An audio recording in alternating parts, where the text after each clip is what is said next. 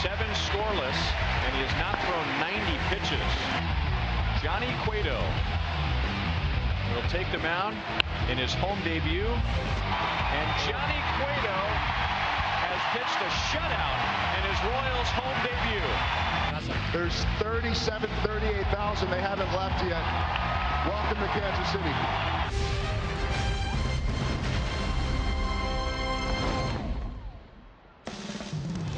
Royals baseball is presented by Academy Sports and Outdoors, and thanks in large part to Johnny Cueto. The Royals are 4-0 on this homestand and now tied for the best home record in the American League. Hi everyone, and welcome back to the ballpark with Rex Hudler. I'm Ryan Lefevre. Joel Goldberg and Jeff Montgomery are coming up on the next segment. Now, game last night was game number 111 in the middle of the season. But there was a lot of pressure, a lot of focus on Johnny Cueto. The Royals brought him here to deliver on nights like last night, and boy, did he deliver. The fans thought they were coming to watch just another Royals victory. They ended up being entertained. They thought they were in a theater. It was beautiful energy here. We loved it. Yordano Ventura will pitch tonight for the Royals, hoping to get some of the same run support that Cueto got. The Royals gave Cueto 3 runs in the very first inning. And our Academy Sports and Outdoors leaderboard, the Royals are one of the best in baseball at setting the tone early. Oh, and you know what? They are putting the pressure on that pitcher before he gauges his pitches, before he gets in a rhythm. The next thing you know, that starting pitcher of the Royals has an advantage. He already has a lead. That's been really big for the Royals to have that lead going into the second inning. 2 of Ventura's best starts this year have been against Johnny Cueto, and the day we found out we were getting Johnny Cueto. How will that carry over tonight? Joel and Monty will discuss.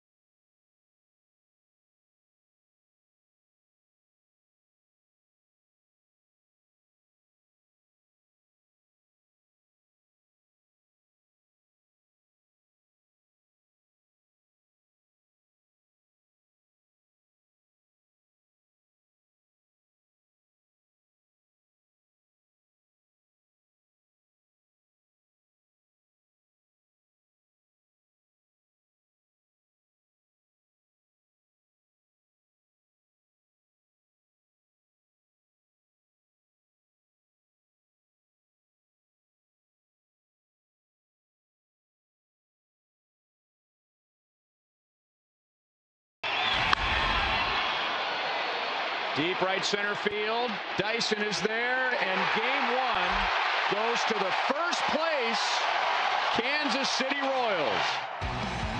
That's our AT&T U-verse rewind. A year ago today, the Royals moved into first place. Sung-Woo Lee was in town. He was able to hang the W, and the Royals announcing that they were a force to be reckoned with. And now a year later, a 12-game lead in the division. Things have really changed.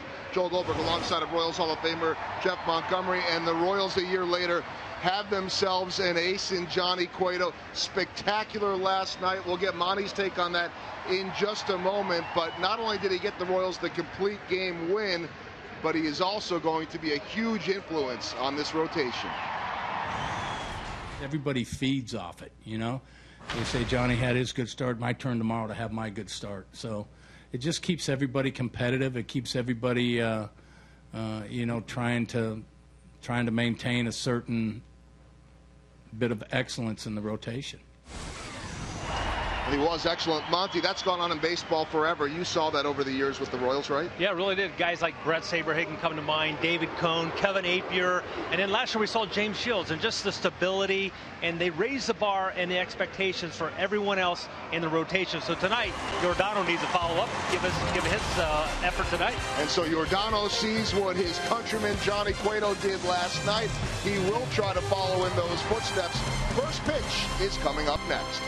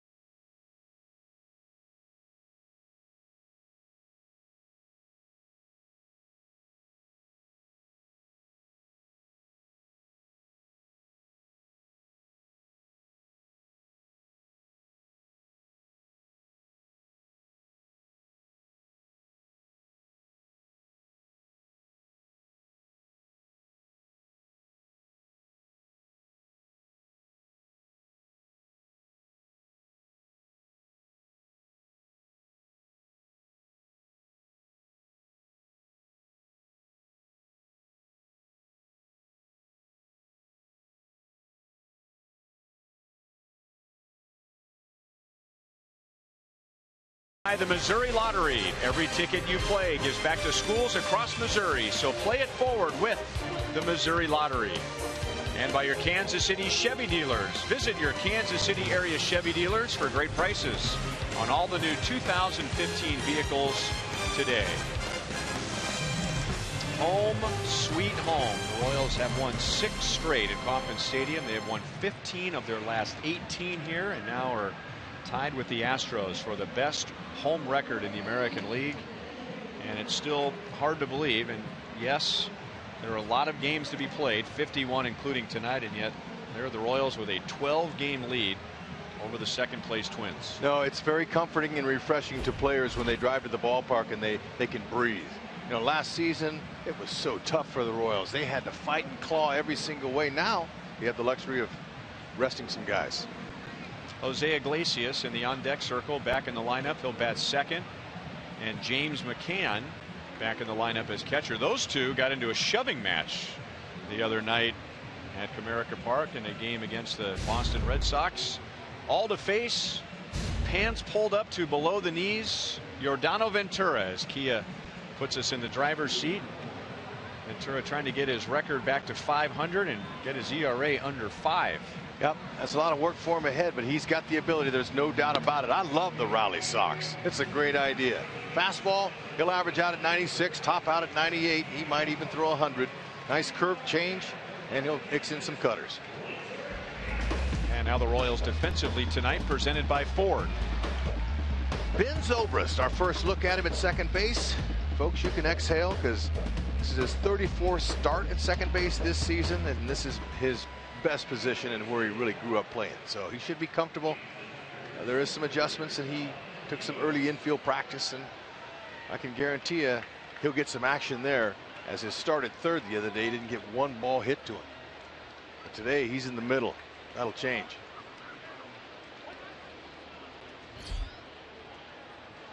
And Ventura's first pitch is ball one to Anthony Gose, who got a full injection of Johnny Cueto to begin the game last night.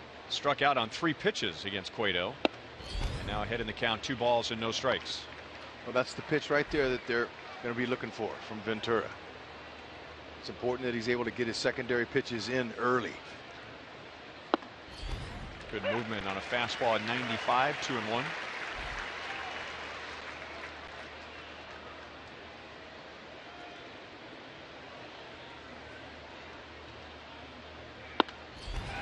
Throws it by him in 96.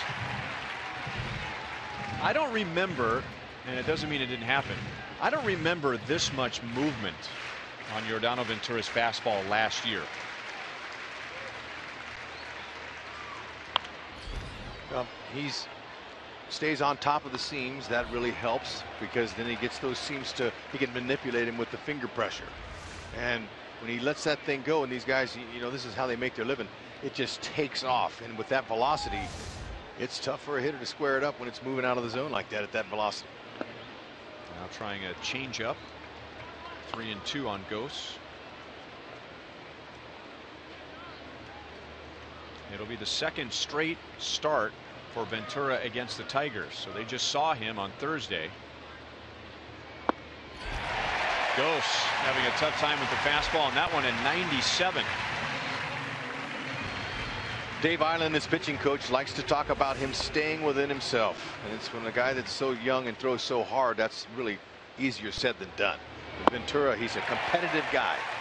He plays with a little flair he pitches with. He's one of those character guys, and he's learning who he is right now. Every start, he hopes to get better and better.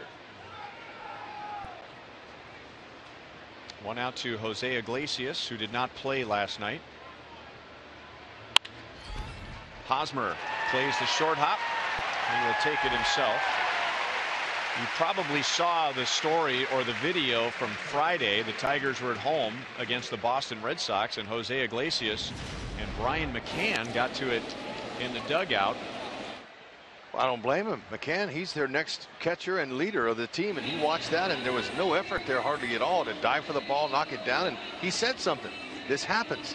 It's not the first time there's ever been a skirmish in the dugout publicly where people saw it, you know. But Iglesias, he was offended, and you could tell who the guilty party was. Ian Kinsler takes a strike. So McCann also out of the lineup last night. They're both in there, and not much was revealed as to why that altercation took place in the first place, other than, and you can speak to this, those type of things happen all the time. They're just not all caught on camera. Oh yeah, and look, inside the clubhouse, when media is not allowed in there, it sometimes can be a free-for-all in there. The words that are said, punches are thrown, and look at that smooth pickup by Moose. 11 pitches. Down go the Tigers, 1-2-3 against Ventura in the top of the first inning.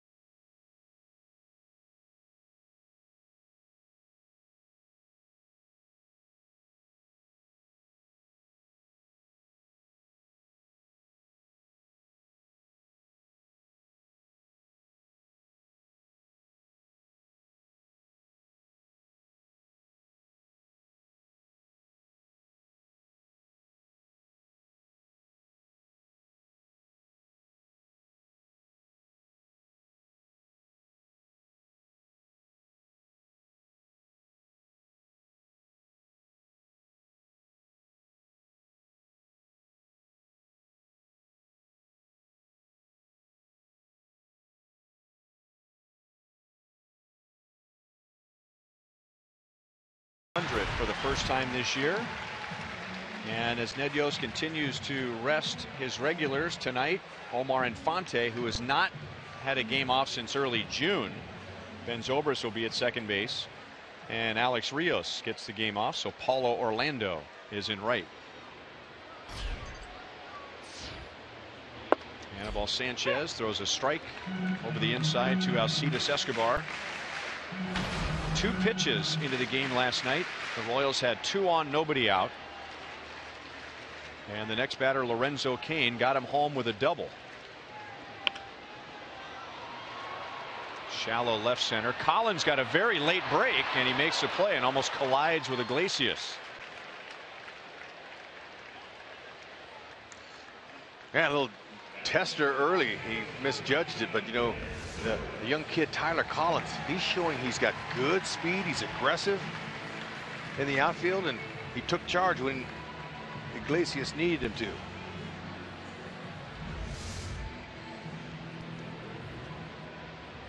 Now Ben Zobrist, he had the second hit on the second pitch against Matt Boyd last night. You can see Sanchez, he's a veteran pitcher, and the Royals have seen a lot of him. He has a little Johnny Cueto hip turn, but never, I mean, not the exaggerated point, but he does hide the ball well. He comes up out of there with a fastball. There it is, 93. He'll average around 91 with that pitch. Cuts the ball, curveball, change-up combination. See there how he's got his little deceptive move there, his twist with his lower half. He's going to mix up his pitches, always has.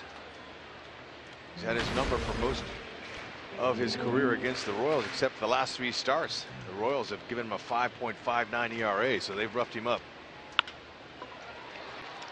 Tough play for Romine, but he handles the hop and gets Zobrist for the second out.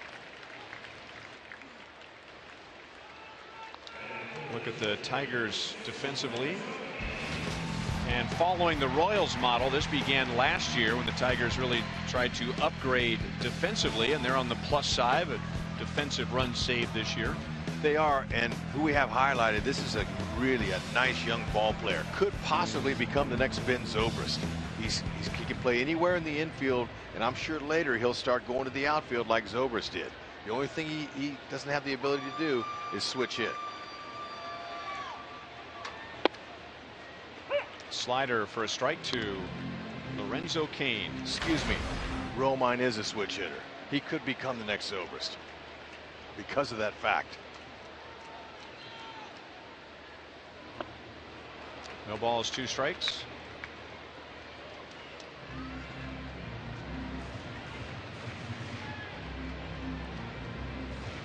Cain drove in Escobar and Zobrist in the 3-run first inning last night, and then he was driven in by Kendrys Morales. And that's a second straight game the Royals scored 3 in the first. 1 ball, 2 strikes.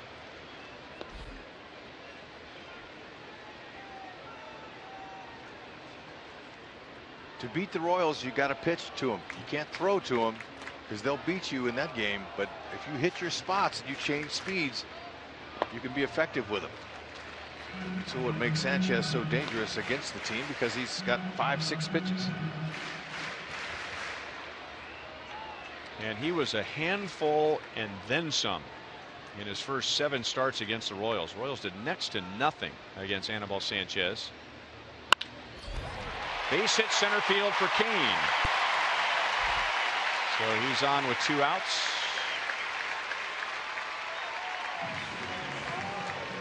Anibal Sanchez, in those first 7 starts against the Royals never scored more than 1 run. It was either 1 or 0 runs, a 1.07 ERA. But as Hud mentioned, over his last 3, the Royals have started to figure him out. The Royals have scored 3 or more runs in each of those last 3, and now his ERA is over 5.5. And what they're doing is they're zoning him. A guy with that many pitches, it's hard to pick out one. So you're just going to pick out a spot where you want to hit the ball in that situation. And you look for any pitch that gets in that little spot, and you try to do the best you can to handle it.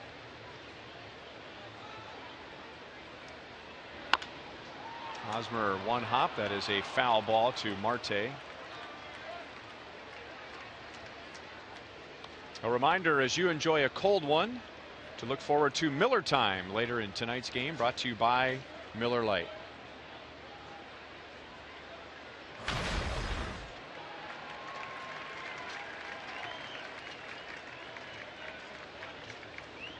Eric Hosmer last night, 2 hits, a double, and an RBI.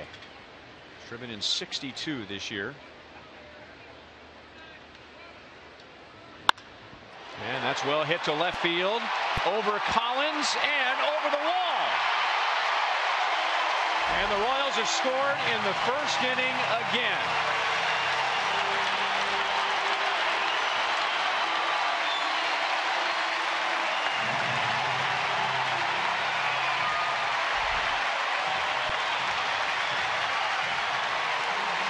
Put him in a zone, and if that pitch happens to be in that zone, tear high and let her fly. When you got that kind of opposite field pop, you don't need to pull homers.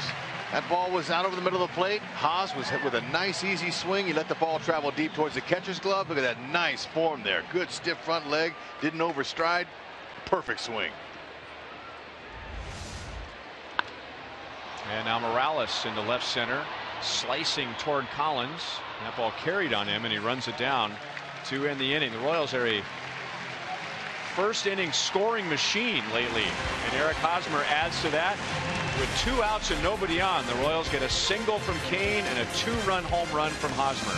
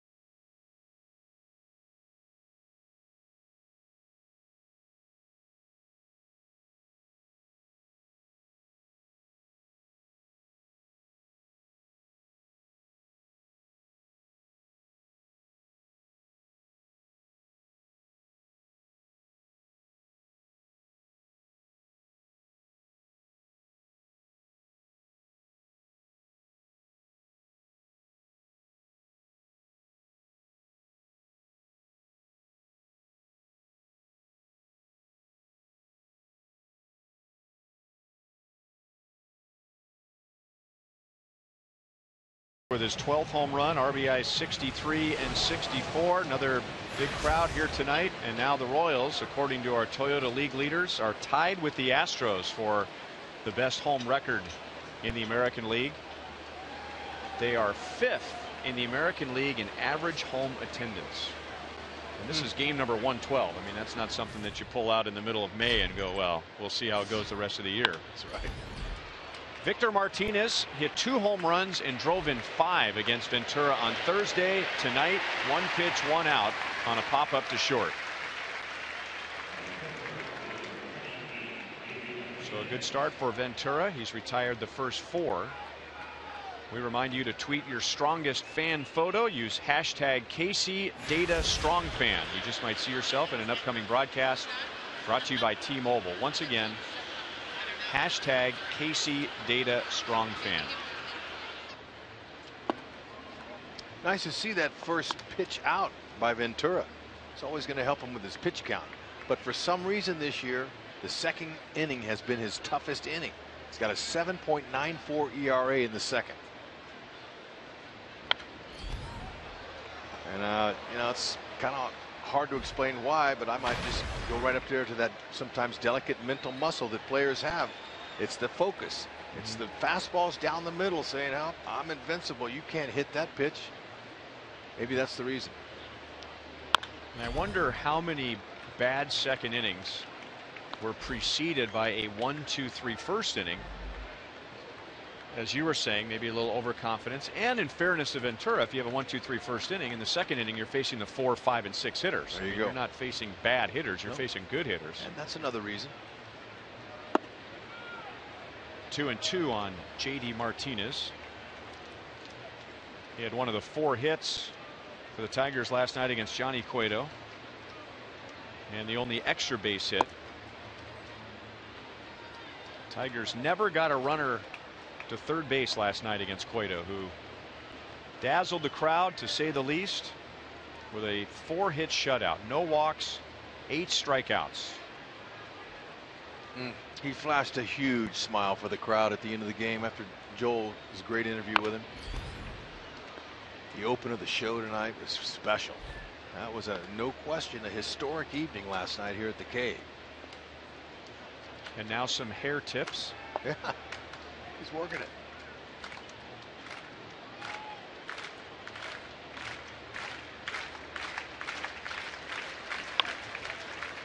Kind of like rolling some dough there. You know, you begin with the fingertips and then you roll the palms together. Soaking it in. Why not? Literally, after getting doused by some blue Gatorade by Salvador Perez, he was soaking it up. Tigers, you know, they can be tough on opponents even without Miguel Cabrera. Every hitter in this lineup facing Ventura has gotten a hit off of him before. Only one guy, Jeffrey Marte's never faced him. The first baseman tonight hitting in the 8th spot. No swing, so Martinez is on with a 1-out walk.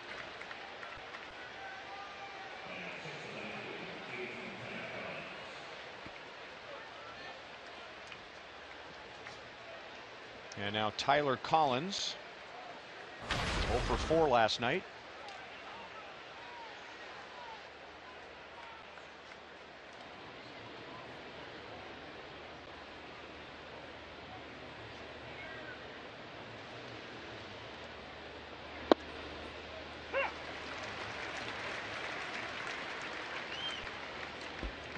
He's a dead pull hitter looking for one pitch. That fastball, knee high, right out over the plate. He wants to pull it. He wants to hit a homer. So they've already figured him out just with his actions. So they're going with more off-speed pitches to him, change-ups, curveballs, trying to keep it out of that wheelhouse.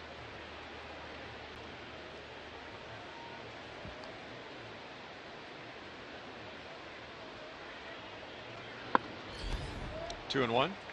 Fastball at 98.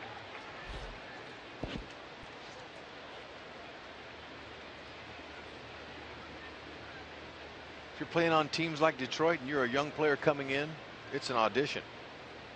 You're looking for a job next season. You want to impress. And that's the case with Collins. Aggressive outfielder. Outspoken.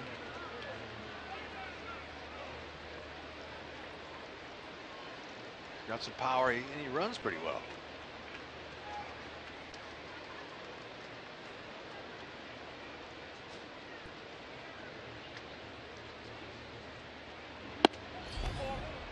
And now back-to-back walks. Now it was back-to-back walks.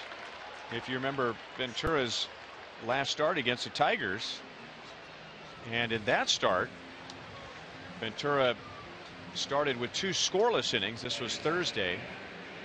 And then in the 3rd inning, so it wasn't the 2nd inning, it was the 3rd inning, he walked 2, and that was the number 8 and number 9 hitters. And that led to a 4-run 3rd inning. And now, with 1 out in this inning, back-to-back walks to Martinez and Collins. That meeting by Salvi was a, hey, let's clean it up meeting. It was one out here. We know that you have the ability to pitch to contact. Let's roll up a double play. McCann is grounded to 12 this season.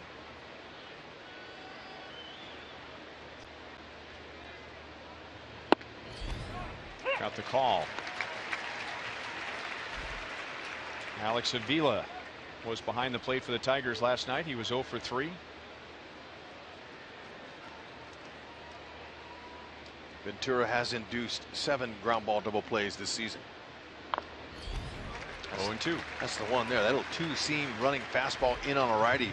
Lots of times you get on the top of that ball, and the curve and changeups that work down.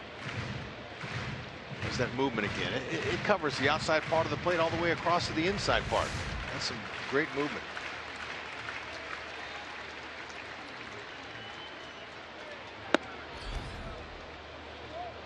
The movement and the velocity don't really line up. I mean, you hear about guys who throw hard, but they will take something off their fastball to allow it to move. You hear so often about guys who throw hard. Well, if you throw 97, 98, the ball's going to straighten out on you. But for Ventura, he's 96, 97, 98 with movement. And that tied up McCann. Zobrist tried to play the short hop, and the Royals would have had an out at second base, but Escobar had to come over and get the ball. So 2 walks, and we'll see how they score that play. It's an error on Zobrist, and the Tigers have the bases loaded with 1 out. That certainly was a tester. That was a jam shot. I don't know how his bat stayed intact. And Zobrist going to his left. It was a short hopper, and he just missed it. Could have gotten an out there anyway. He wasn't going to get 2 on it. Ball just kind of came up on him.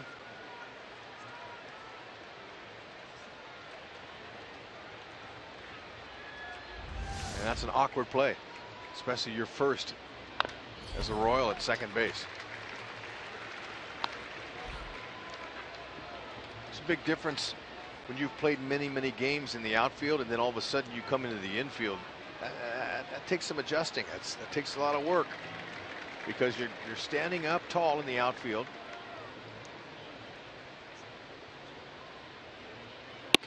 Everything's longer.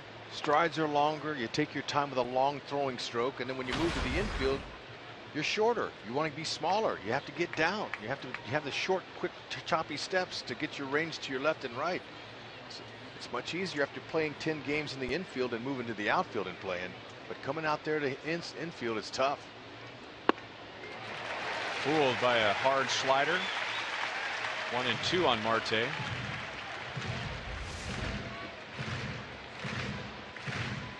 With that kind of stuff, Ventura has a chance to pick up Zobrist here.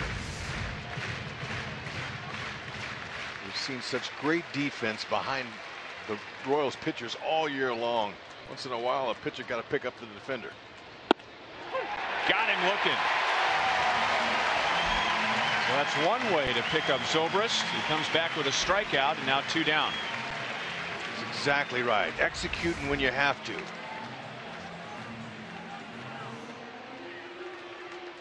Perfect spot with the curve. Now, we've talked about one of the problems from Ventura this year has been his average with runners in scoring position. Hasn't been anything close to what it was last year.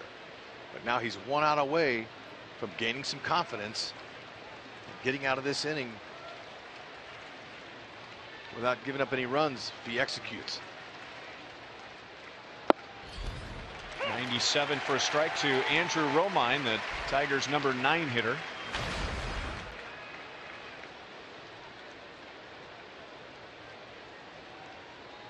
The Royals have basically given the Tigers 3 runners here, 2 walks and an error. Now Salvador Perez wants to go through another set of signs. We got JD Martinez at third. He was the first walk. Ground ball to Hosmer, to Ventura. So Ben Zobrist makes his first error all year at second base. That loads the bases, and Ventura pitches the Royals out of it. Way to pick up your teammate, Giordano.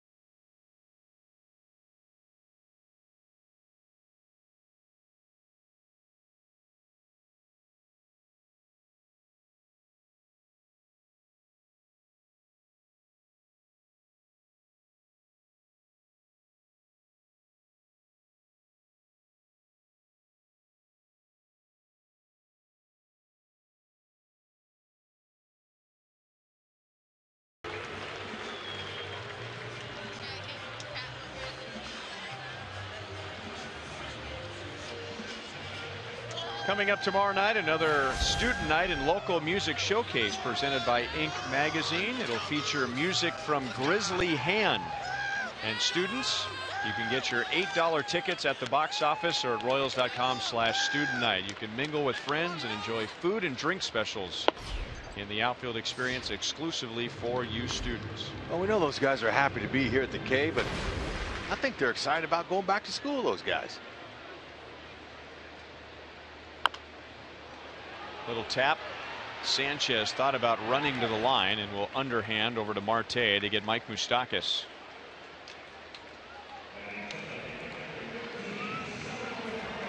Sanchez gave up a 2-out 2-run home run to Hosmer in the first inning. The Royals have scored 8 runs in the last 3 games in the first inning. 8 first inning runs the last 3 games.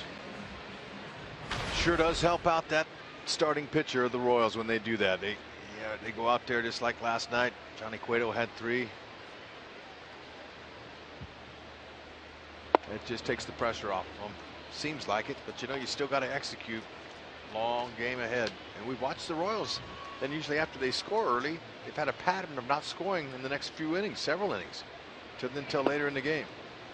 We'll see how tonight turns out.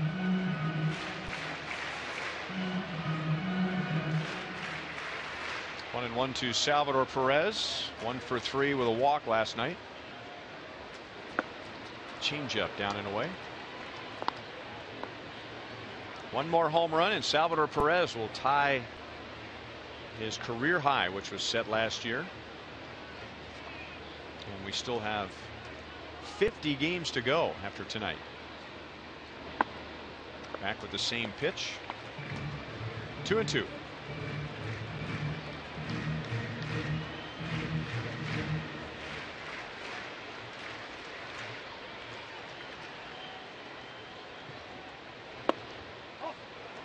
Perez comes back to fill out the count.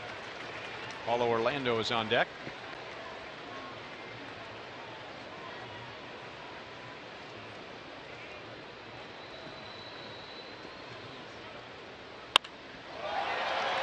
Just out in front. Still 3-2. And home runs have been a big problem for Anibal Sanchez. He is usually a pitcher that doesn't allow a lot of home runs, but that has been a big problem for him. Hosmer's home run was the 26th that he's allowed this year. And there is only one pitcher in the American League who has allowed more home runs than Anibal Sanchez, and that would be Phil Hughes of the Minnesota Twins. Before this year, Sanchez had never given up more than 20 home runs in a full season, and we still have a month and a half left in this season. His stuff is, he's lost some miles per hour on his fastball, number one, and number two, he's been up in the zone. He's up in the zone with a lot of his pitches, and if you don't have any crisp breaking to your pitches, you're going to get hit. Hard hit, base hit left field for Perez.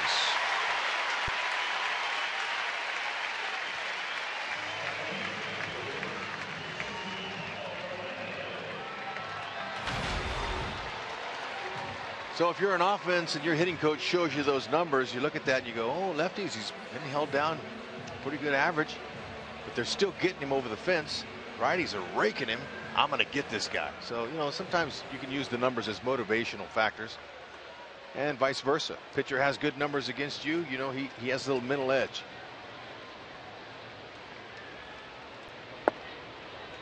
Slider and Paulo Orlando swings and misses.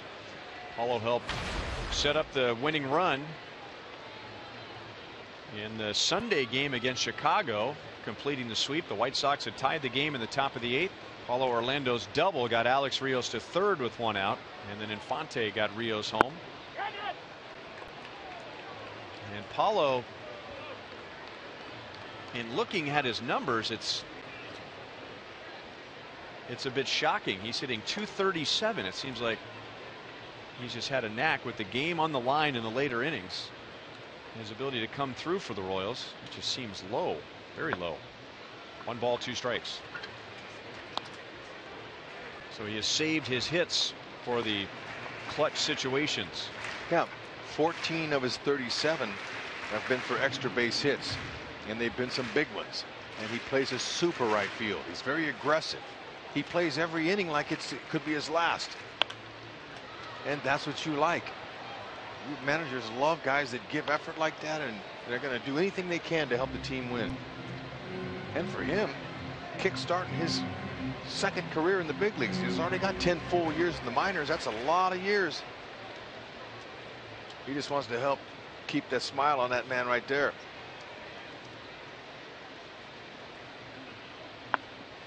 Got him with a pitch down. First strikeout for Anibal Sanchez. Here's our University of Kansas hospital injury report. Alex Gordon taking fly balls. This is the test. Royals will tell you that Alex, he can swing the bat. That's not going to give that strained groin a lot of trouble. He can run the bases. That'll give him a little more trouble, but this is the concern here. The lateral movement, all the pivoting when he's in the outfield, and so that's a good sign that he's out there doing that today. Sure is.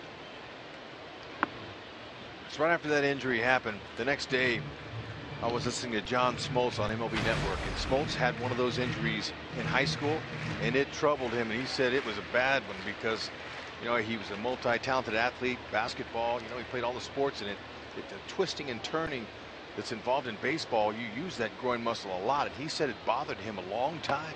So that made me nervous. I'm going, oh no, if Smoltz, an athlete like him, had trouble with that groin, this could be longer for Alex. So it's fresh to see him out there already in the outfield. 2-0 on Dyson. He scored a run as a pinch runner in the 7th inning last night. At the knees, 2 balls, 1 strike.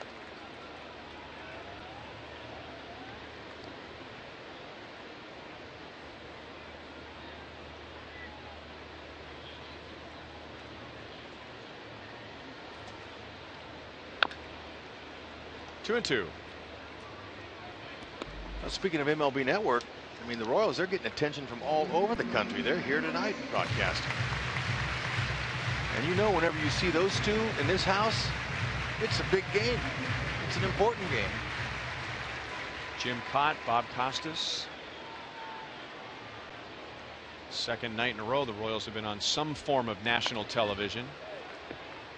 Jim Cott, when I was a college intern and hoping to do this someday, he was the big league broadcaster in that town, and in my opinion, and I'm biased because he was one of the first I really paid attention to, he is one of the best ever as a baseball analyst, and one of the first, and we saw the trickle down effect with Paul Splittorff here in Kansas City, one of the first former players to then become a play-by-play announcer, crossing over to that part of baseball broadcasting. He was one of the very first.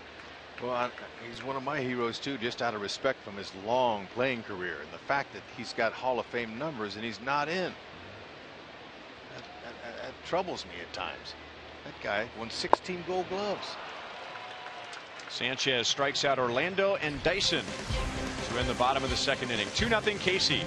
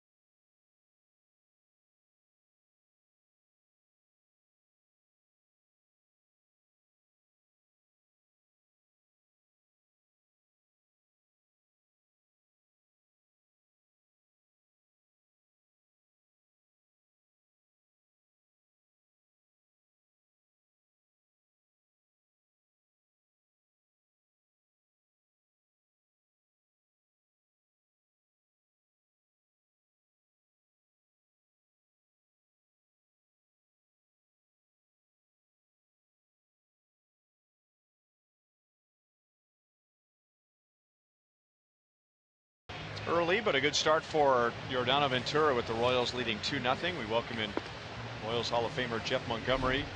Monty and I were having a fascinating discussion on the field a couple of days ago, and we were talking about Yordano Ventura and going through some of the on-field and off-the-field incidents that he's had, and there are 4 that have really stood out. And we'll begin with the game in April against the Angels. He and Mike Trout started jawing at one another, and we'll run down a list of this here as Anthony Gose leads off the 3rd inning. Ventura struck him out in the 1st inning.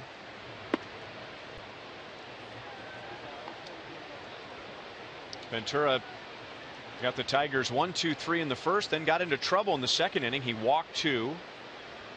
Ben Zobrist committed an error, but Ventura buckled down and got Marte and Romine. And Ventura did not allow a run in the top of the 2nd inning. So 2nd time through with Gose, Iglesias, and Kinsler coming up. So anyway, we'll go through the incidents here in a moment. But we started wondering, Monty, how it seemed to us that Ventura in the start afterward maybe had lost a little edge. He has the edge tonight. That is his 3rd strikeout and the 2nd time he has gotten Anthony Gose. So anyway, let's just run through these real quick. Remember, Ventura and Mike Trout had to be separated by Salvador Perez. That was late in the game, April the 12th. Then the bench clearing brawl, which began with Ventura and Adam Eaton exchanging words. Then there was the game here against the Rangers, and Eric Hosmer spent some time with Ventura after a pickoff play that Hosmer wasn't thrilled about. And then there was the incident in Toronto and some spicy words on Twitter, to which Monty said, you know, I wonder how he has done in the starts after that. Yeah, because he has a certain character about him, and he's got this flair about him, and it almost seemed as though in those starts afterwards he didn't have the same characteristics. He was very mellow. He didn't have that same spirit on the mound, and as you can see, the numbers, they were nowhere near as good as what we're hopeful and accustomed to seeing when he does have that pizzazz on the mound. So what do you think, coincidence, or do you think no, I think there's something to it. Yeah. I think he needs to concentrate and focus, and he needs to have that flair. When he has both of those, and apparently he has that tonight, he can do very special things. We saw glimpses last year during the course of the season. There are a couple guys that are exactly like that. They need to have that fire. They need to have that brilliance on the mound. Out to Zobrist. Iglesias is out number 2. Well, to me, that last look that we had of Eric Hosmer looking at him, that looked like a father chastising his son.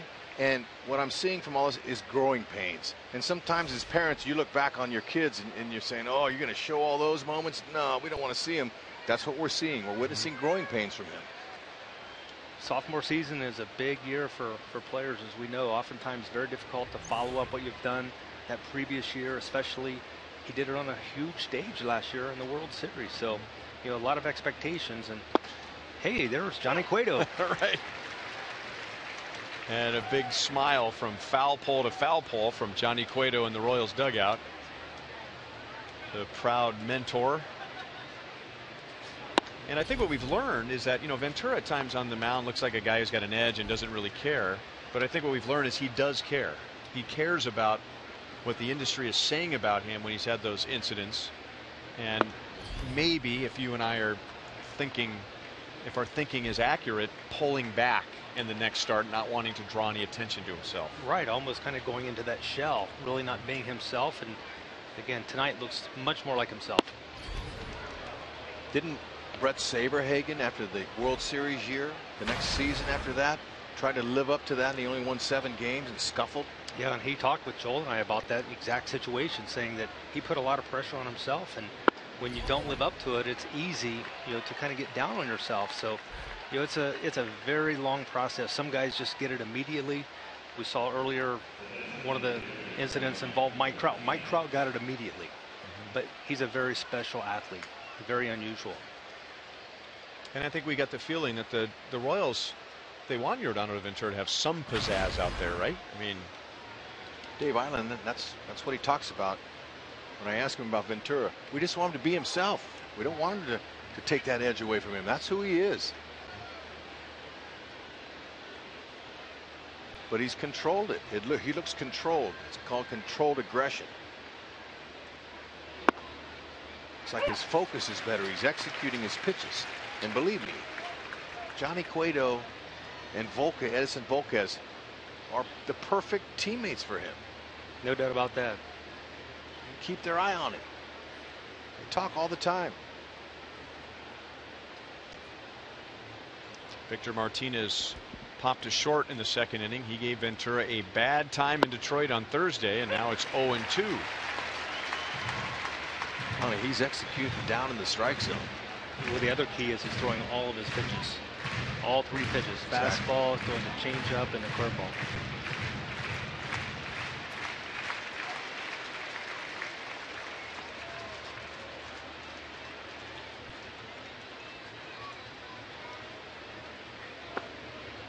One and two on Martinez.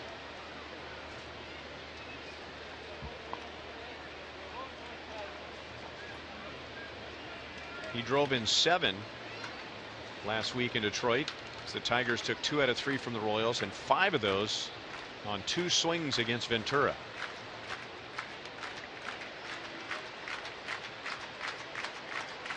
Ventura wants to throw him a changeup. That is pulled foul.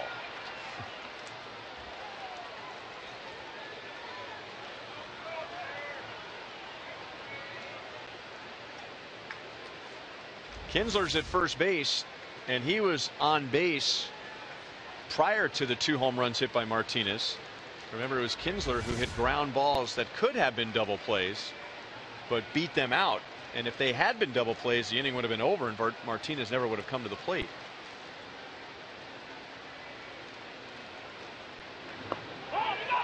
Did he go? He did.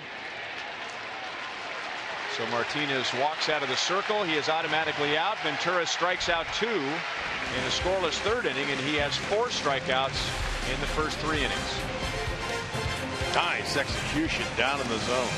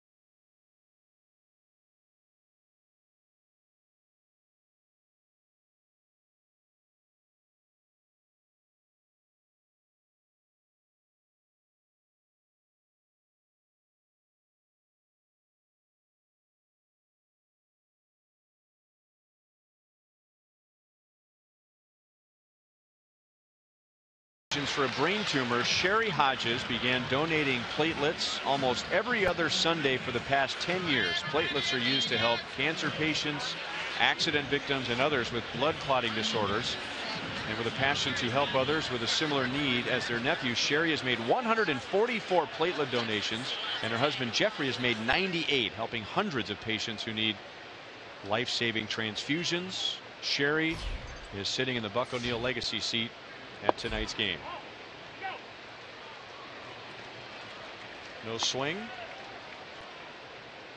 Ball 1-2. Alcides Escobar. And he flied out to left field in the first inning. And now Sanchez is ahead, or evens the count at 1 ball and 1 strike.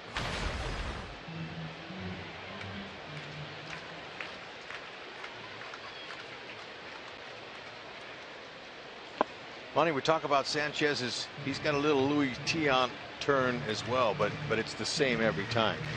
He doesn't alter it like Cueto does. But that you know, hiding the ball like that has some effect on the hitters, especially with 6 pitches that he's got. Right, deception's a key for a lot of pitchers, and Sanchez creates that with that turn, and a little bit like what Jeremy Guthrie incorporated into his windup once he came over and started working with Dave Island. A little more hip turn, a little more torque. Go see his name on his back, so he's definitely turning all the way towards second base. Romine again handles a tough hop at third and takes care of Escobar.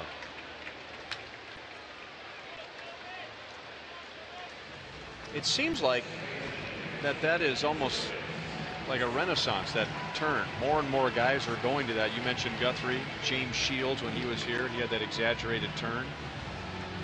What does that do for a pitcher mechanically? Well, if you do it, and the thing you have to be careful is you don't get swingy. In other words, you don't want to swing your leg. You want to kind of turn and not get too much momentum going towards second base, and then it allows you to stay above the rubber and allows you to get in a really good throwing position, so you can really load up very strong on that backside and then deliver the ball home. Jason Vargas has a pretty exaggerated turn.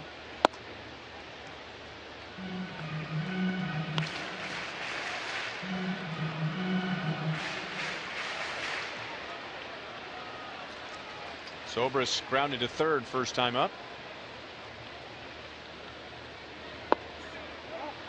Was he able to check? Nope. Joe West says that Zobrist went too far. 2 balls and 1 strike.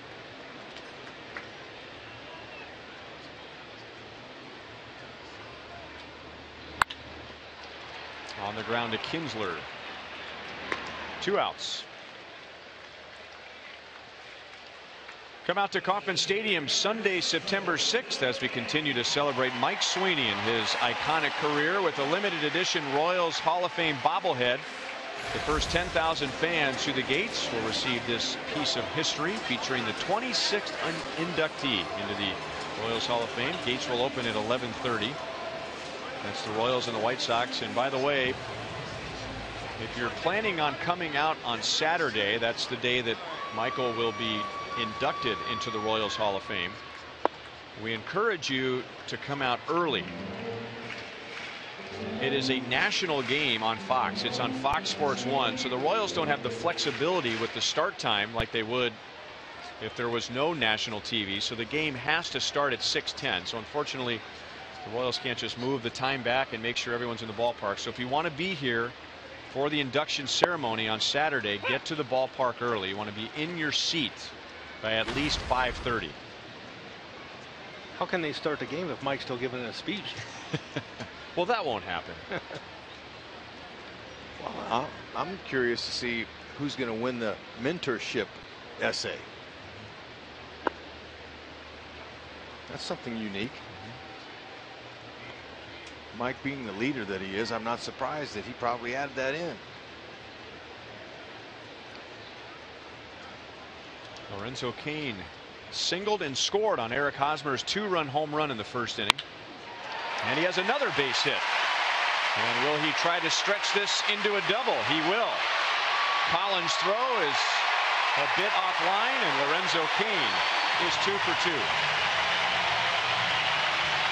It's another Royals hitter that loves to hit with 2 outs, but you know, on contact, a hitter of his stature and his speed, he's thinking 2 right as he sees that ball go over the shortstop. He's saying, all right, that's going to move the outfielders, and I'm going to push him. I'm going to go. Look at that. He says, plays right in front of me. I can alter my slide if I have to. A nice 27th double. Leading the American League with a .400 batting average with 2 outs. Yikes. pretty good guy to bat third in your lineup. And with 2 outs and nobody on in the first inning, Kane singled so that Eric Hosmer could come to the plate and hit a 2-run home run to the opposite field. So Sanchez starts him off with a breaking ball. And suddenly Eric Hosmer, on the topic of batting averages, is hitting .320.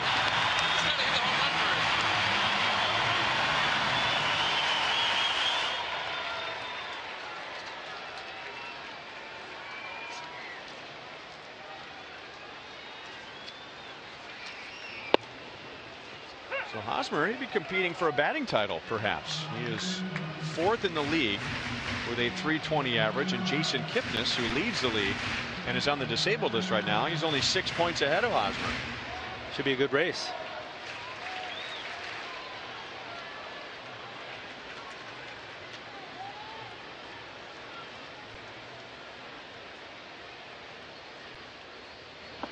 It's incredible to see the pressure that the Royals offense puts on their opponents with 2 outs. You know, anymore Royals fans aren't going up to the concession stand with 2 outs saying, it's 2 outs. They're staying in their seat because they know something's going to happen with 2. And that's a great characteristic to have on your ball club, because that breaks the opponent's back, especially the pitcher.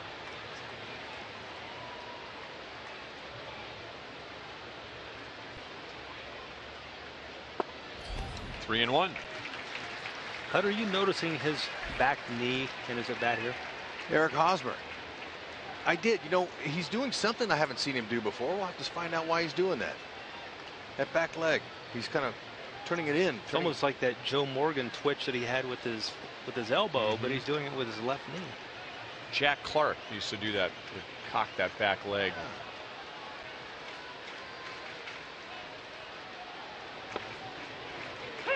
Full count. We'll have to find that out. Sometimes it's a timing mechanism, just like Morgan did with that flap. And then, you know, speaking of that flap, talking with Jim Cott today, he was talking about how that quick pitch would mess with guys that had a flamingo kick or a flap like that. Good pitch. So this time Sanchez gets Hosmer, and at the end of 3, the Royals lead 2-0.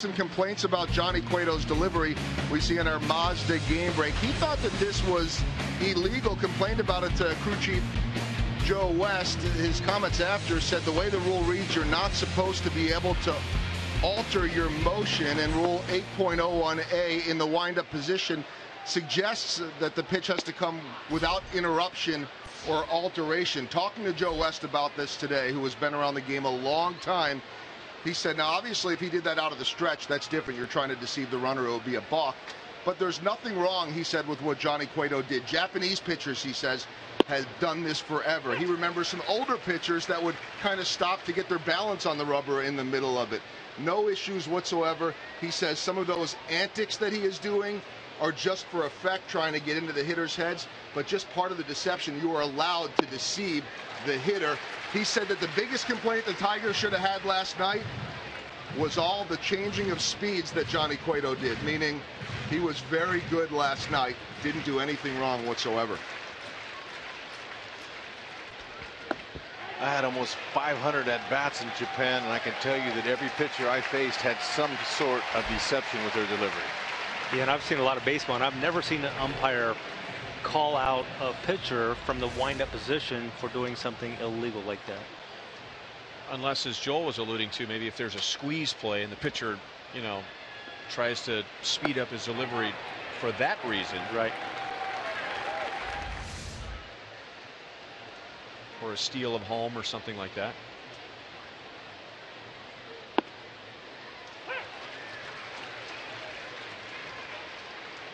Tyler Collins walked in the second inning.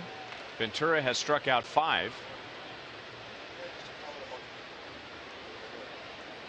Little high with the pitch count. He is up over 60 with 1 out in the 4th inning.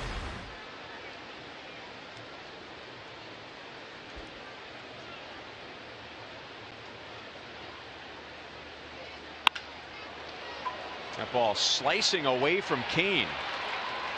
And Tyler Collins has to hold with a single. How about that? And Omar Vizquel, who won 11 Gold Gloves as a Major League shortstop, the best he can do for Tyler Collins is just give him a big smile. Yep, that's because of the closing speed Lorenzo Cain has, and he got a nice bounce off of the Trevor turf here. And he's able to catch it on the bounce, gather himself quickly, and fire that ball in there. And Collins, he put the brakes on. And Collins was thinking too off the bat too. Got a great jump out of the box. And there's a good situation there of how a base runner makes the outfielder stop you. That's the kind of effort you want coming around the base. That play was a very good example, in my opinion, on how this team is built for this ballpark and how we know the record here at home is incredible, but the fact that they cover so much ground and they make those plays that, I mean, frankly, we don't see that from every center fielder in the American League that comes through here. And, you know, I think that's why the advanced metrics, the minds behind the advanced metrics, have learned from baseball people that fielding percentage is very deceiving. You know, you can have a team that makes very few errors, but they're not very good defensively because they don't have any range. And then you can have a very good defensive team that makes a lot of errors because they're getting to balls that other teams don't. Snap throw down to first, and Collins slipped on the bag, and Hosmer tags out Omar Vizquel. You got to have fun. Of course, you have a lot more fun when you win. Look at the Hosmer right here. That's beautiful. But Lorenzo Cain, we all believe he's going to win a Gold Glove. This year would be his first. But what you're talking about right now, he's got 7 errors. Well, there you go. Without Cain's play, there's no play at second base. And the Royals get Collins, so McCann's at first with 2 down.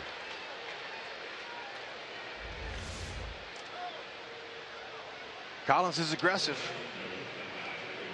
He's shown that good hard late slide. Zobrist using the base for his protection. See the second baseman, he's hiding behind the bag, but the key is to get up off your feet when a guy comes into you like that. Just fall down, because if your feet are planted, you have a chance to get hurt. So just get up on the throw. He has plenty of experience at second base. It's nice how he stayed in there. A nice little dig by Hosmer, didn't result in an out, but not to be overlooked. That was a good play. Now to the gap, and let's see how quickly Dyson can get it back to the infield. They're going to wave home McCann. Escobar, strong throw to the plate. See you later.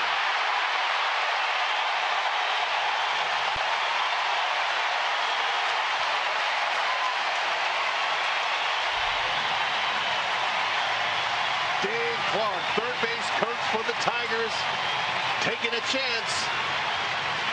And whenever we see that relay to Escobar, look at Escobar shaking his finger to his skipper. Right on the money. Perfect side of home plate. Doesn't get any better than that.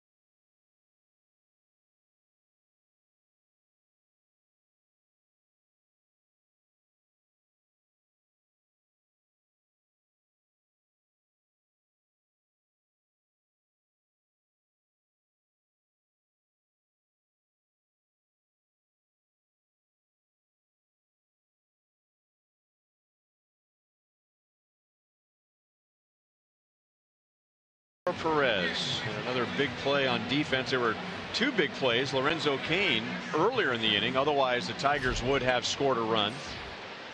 Instead, 4 scoreless innings for Yordano Ventura. And Kendrys Morales takes a strike leading off the bottom of the 4th.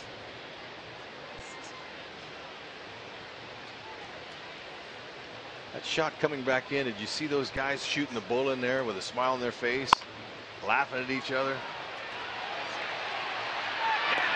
In the dirt, Marte, good pick. Morales is out.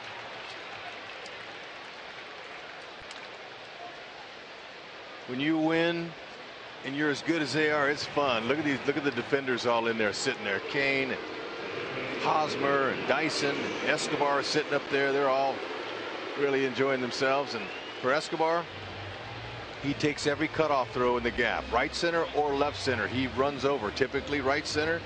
That's for the second baseman to go out and receive that throw from the outfielder and throw it in. But with Escobar's cannon, he goes all everywhere. Watch Ned. Watch Ned playing along with him. They can't run on you, Esky. Look at Ned. He's having some fun this year, isn't he? Sure is.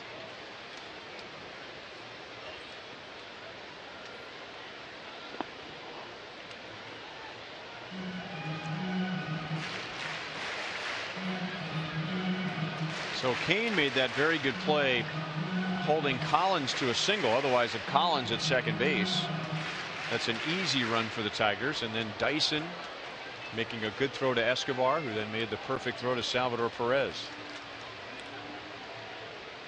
Mike Moustakas 0 for 1.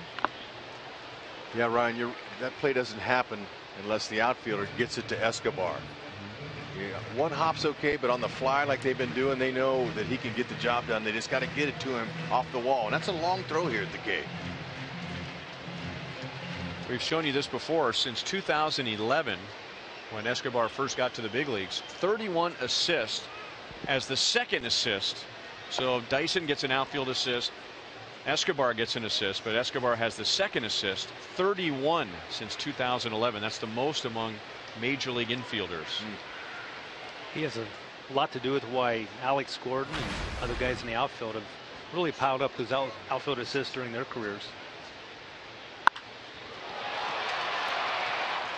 Goes, fades back in center field. 2 down in the 4th inning.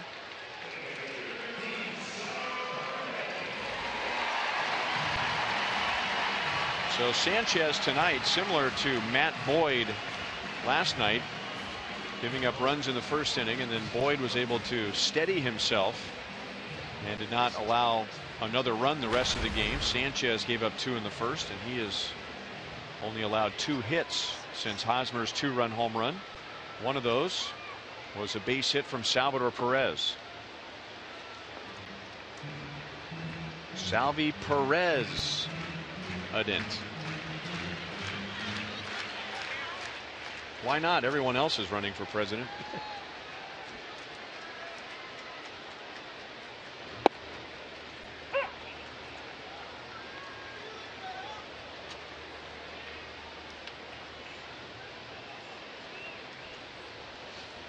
How about Salvi during the presidential debates? Whoever wins, dousing that candidate with a bucket of Gatorade. Blue Gatorade. Yeah. Well, depending on the party, one of them gets the blue Gatorade and the other one gets the red Gatorade.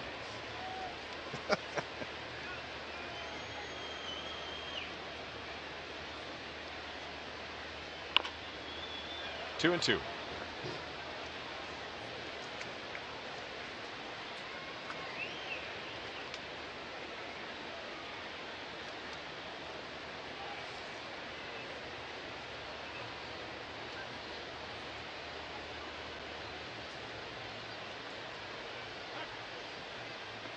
Sanchez taking a little too long, so Sal backs out.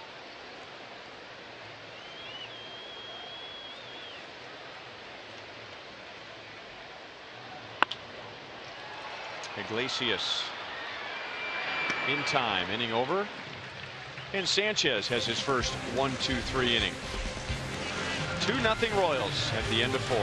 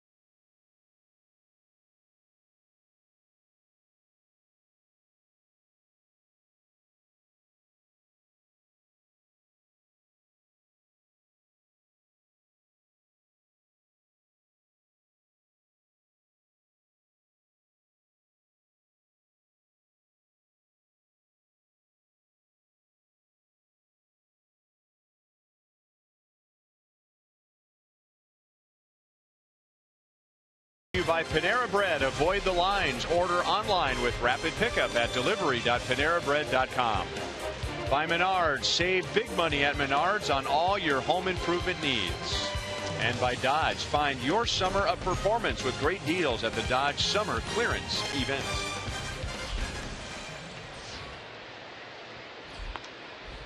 That was a swing by Andrew Romine to begin the 5th inning.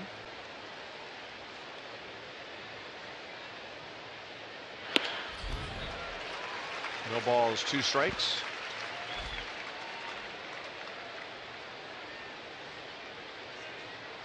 Sweet.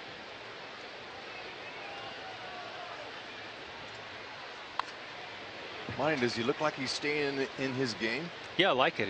He really does. He's been in command. He's been down for the most part in the strike zone. The ones he's been up with, he's gotten away with. But I like the way he's really mixing up all 3 of his pitches well. And he's pitching with little attitude tonight.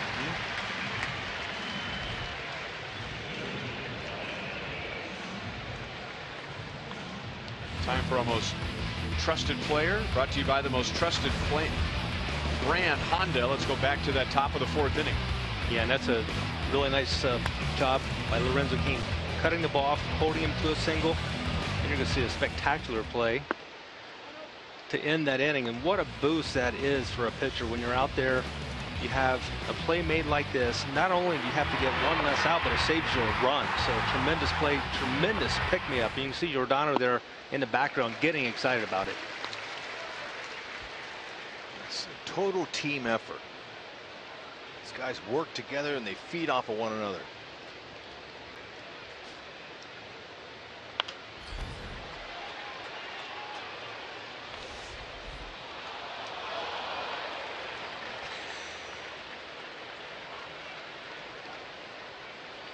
There's some flitter.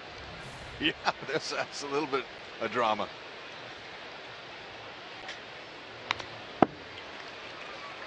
Anthony Gose has struck out twice against Ventura, both times with a fastball. Giordano has 6 strikeouts in 4 1/3. But for the most part, he's been working ahead. His changeup's been extremely effective. He's keeping it down along with his curveball. Secondary pitches are looking nice.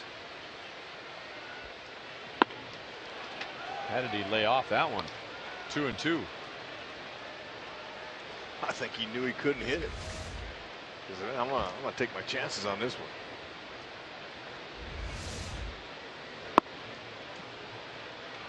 Full count. Iglesias is next.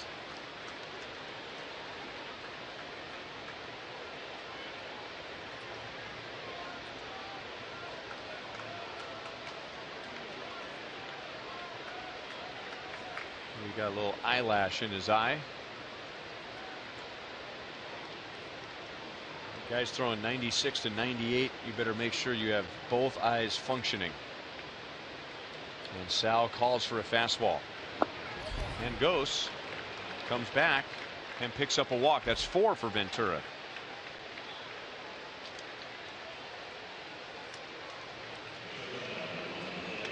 Well, if you're a Royals fan and you're looking to attend the Kansas City Irish Fest, get your tickets today for Irish Heritage Night here at Kauffman Stadium, Wednesday, September 2nd. Starting at just $22, this special ticket package gets you both a game ticket to watch the Royals and the Tigers and a single-day admission to the Kansas City Irish Fest the following weekend. And you can get those tickets today at royals.com/special events. 1 on 1 out to Iglesias. Got that call.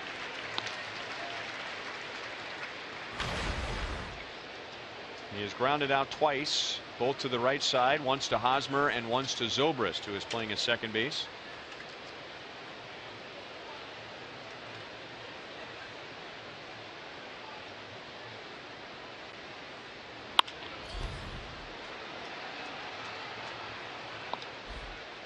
Oh, 0-2.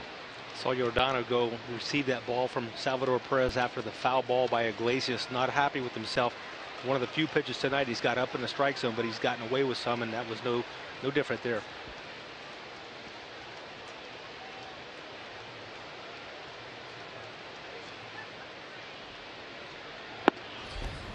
little more room for error with Iglesias, who has 105 hits, but only 20 have been for extra base hits. At least you would think.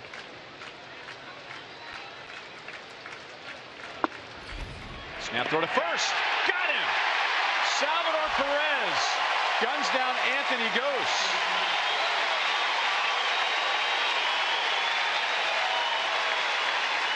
More Royals defense. Third great defensive play behind him tonight. Salvi has great peripheral vision. He can see that Gose was trying to get that extra jump and take off, and he just got a little bit too lackadaisical on his lead. And Salvi, with that quick transfer from glove to hand and that perfect throw, got it. And now they're chanting Salvi's name as Iglesias hits it into left field corner. Dyson there with just enough room to end the inning. Salvador Perez with a pickoff means that Ventura faces only 3 in the 5th inning. Wow.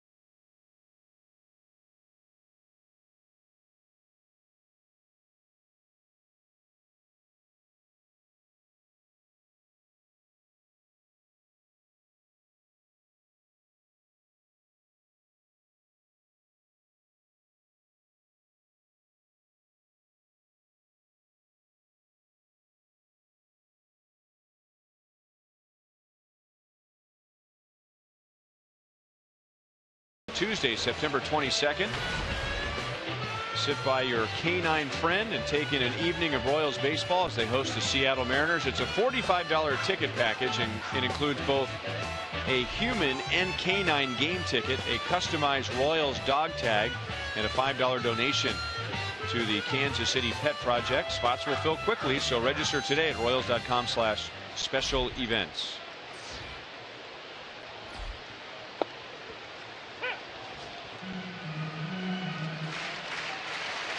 Paulo Orlando, Gerard Dyson, and Alcides Escobar in the bottom of the 5th. The Royals got their 2 runs in the 1st. Where else? On a 2-run home run from Eric Hosmer.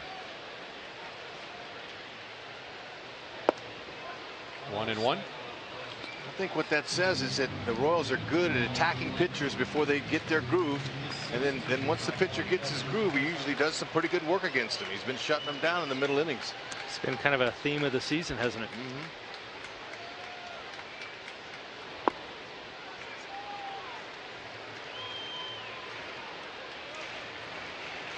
Sanchez got Paulo Orlando out his first time on all breaking balls, and Paulo's aggressive. He wants to do something, and he took advantage of his aggressiveness.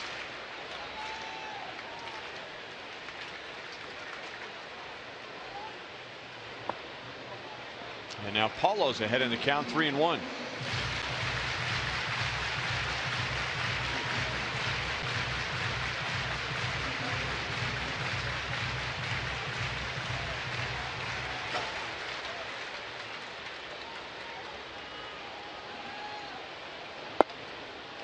Full count.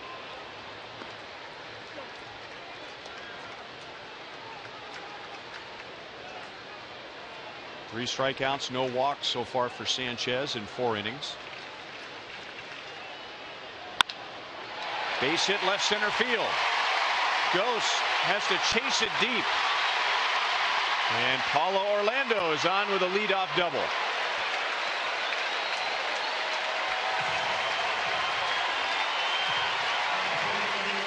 That's what a hitter tries to do. Get ahead in the count. The pitcher's behind. He doesn't want to walk you, so he's going to give you some good pitches to hit. He earned that at bat by spitting on them breaking balls early after him striking out his last time on all those breaking balls. So he got him a pitch. It was an off-speed one, but it was out over the plate. Paulo got his arms extended. Especially first batter of an inning. A pitcher doesn't want to give a free pass. He's going to challenge you, and he did there, and Paulo took advantage. Dyson surveys the infield before he steps in, and surprisingly the Tigers aren't playing him to bunt. Well, now Marte comes in at first.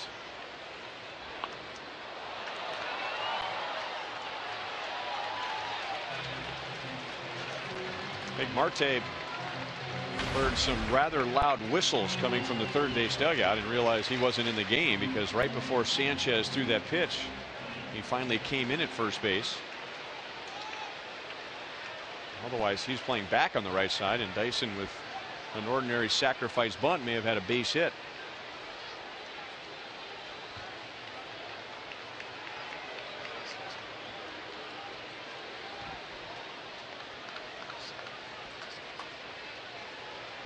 You know, Iglesias, he picked up some dirt and he threw it over there towards Paulo Orlando just to see if he could get him to go back to second base. He's doing everything he can to keep him close.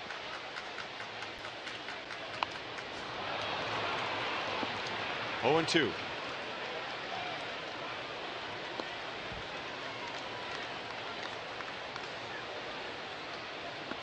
Dyson has 4 sacrifice bunts.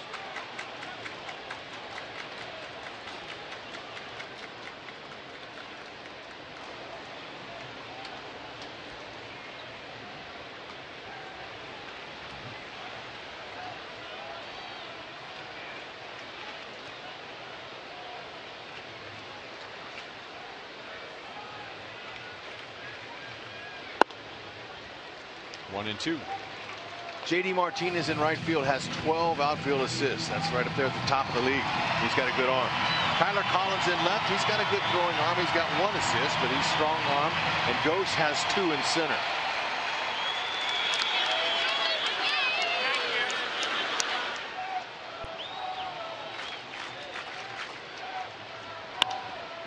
Fights it off. Still 1 and 2 on Dyson.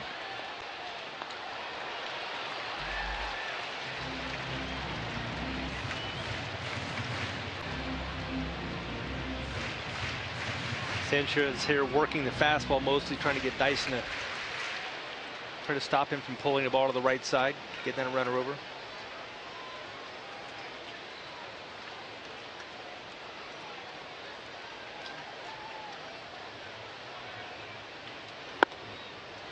Two balls, 2 strikes. Every time a hitter comes to the plate, there's a situation. And this situation with nobody out, a leadoff double. Monty, you're right on. He wants to try to make it out or get a hit to the right side of the field, so it moves the runner over. Less than 2 outs, greater chance of scoring it. And down on strikes. So failing on 2 sacrifice bunt attempts. Dyson eventually strikes out, and Orlando's at second with 1 down. 4 strikeouts for Sanchez. Like a changeup, pulled a string on him.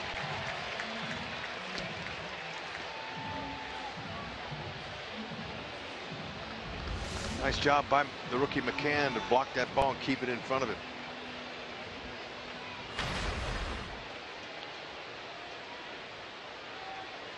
Escobar is flied to left and grounded to third.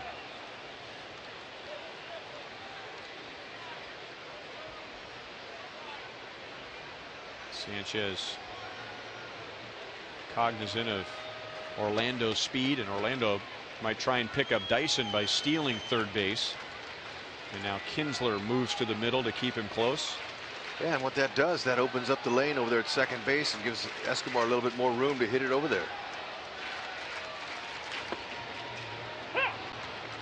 DJ Rayburn is the home plate umpire. He has gotten a few strange looks from hitters tonight on both sides. He is calling the low strike.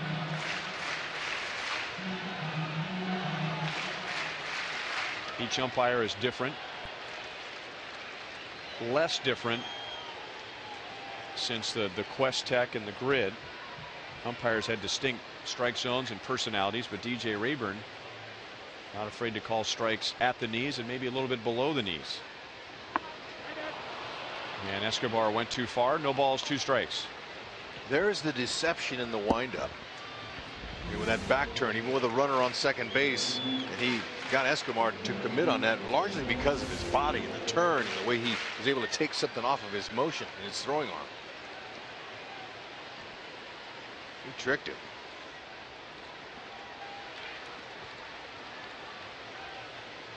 Holds that ball with a changeup grip. That was too low. 1 ball, 2 strikes. Then goes to a 2-seamer. So holding that changeup grip, it keeps him from fanning his glove out. So he can put that in there, and then he can make the adjustment to put his 2 fingers up without moving the glove. Right. Tipping his pitches to the hitter. A lot easier to get that changeup grip to start with rather than have to go from the fastball grip, then get to the changeup grip in the glove, and you telegraph it. Yeah, hitters can see that. They watch for anything they can get.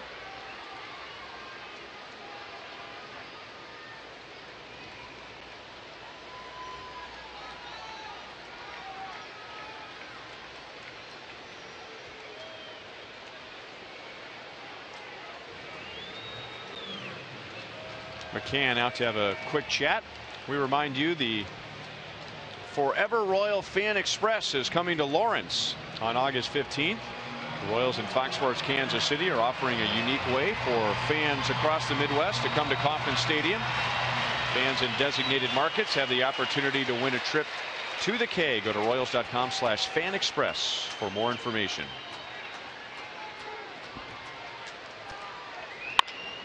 Got it to the right side. Marte backhands, race to the base. Sanchez wins. Orlando goes to third, 2 down. Nice job of Sanchez getting over there to cover first on a speedy runner.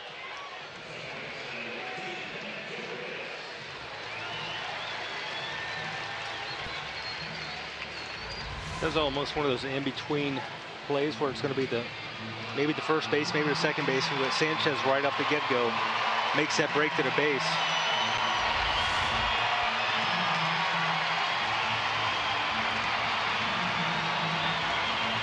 And now Zobrist, who has grounded out twice, once to third, once to second.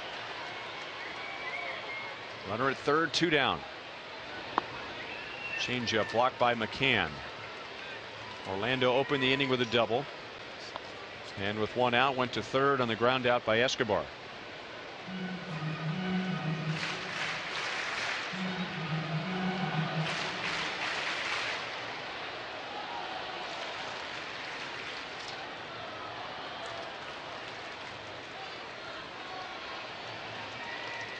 Ben Zobrist has driven in 8 as a Royal.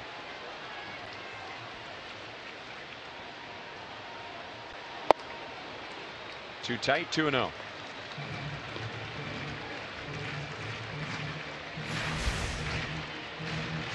.279 batting average, best in the American League. Hitting with runners in scoring position with 2 outs, and it's not even close. 21-point advantage over the next closest team. And those are backbreakers for pitchers.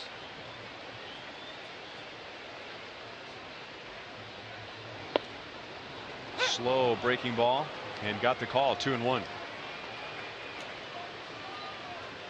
thing I've noticed about Rayburn's strike zone, he's not calling the ball where it's caught. He's calling it where it crosses the plate, which is the way it should be called. The front part of the plate too, right? I think that grid that we watch, Fox Tracks, is the front of the plate. Crack bat. Kinsler. That ball really sank on him, but he's still able to make a backhand play, and the Royals are not able to turn Orlando's leadoff double into a run.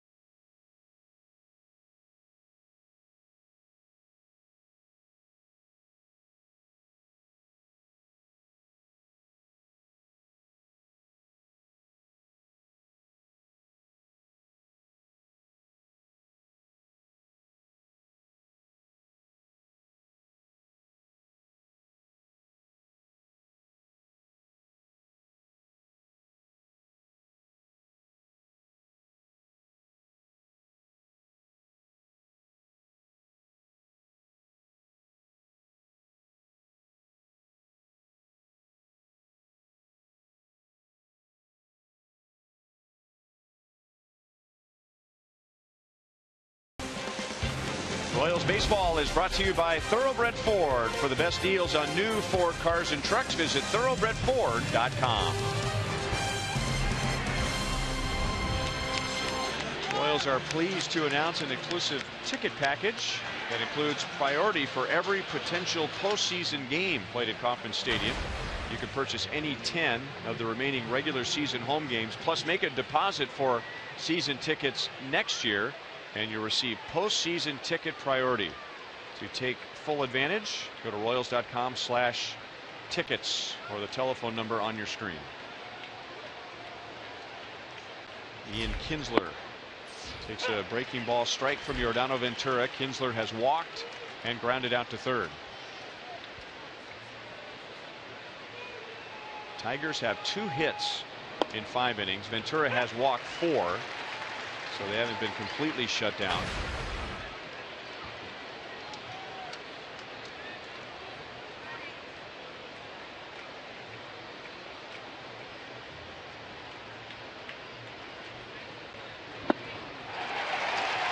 Three pitches. Kinsler strikes out, and that is 7 for Yordano Ventura.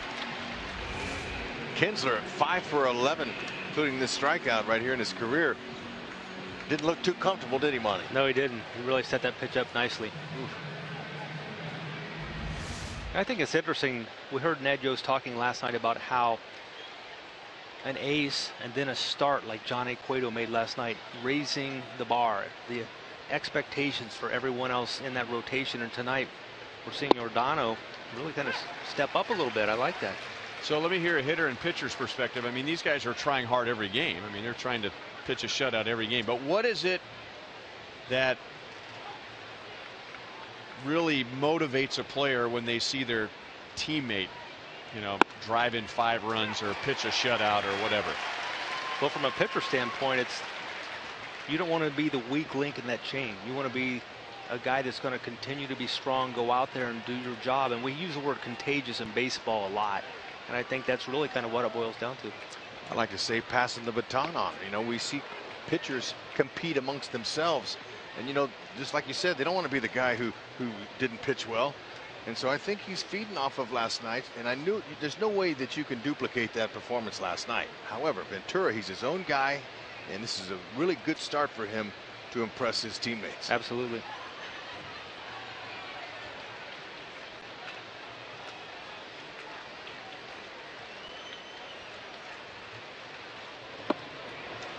Two and two on Victor Martinez,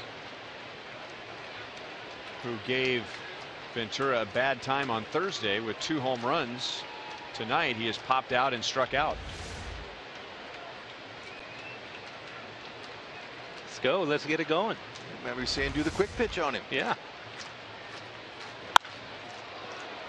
Deep and foul.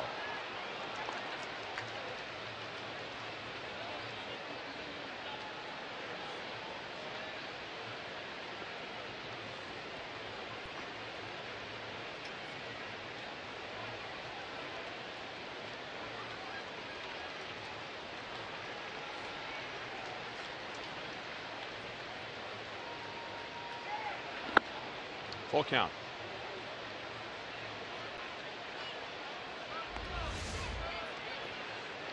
Those guys are all helping Salvador Perez. They're looking at Salvi, and Rusty's saying, "Hey, look, come on, who you listening to? These guys or me?"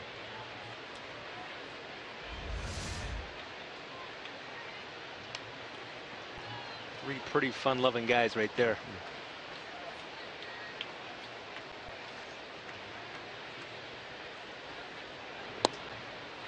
5 walks.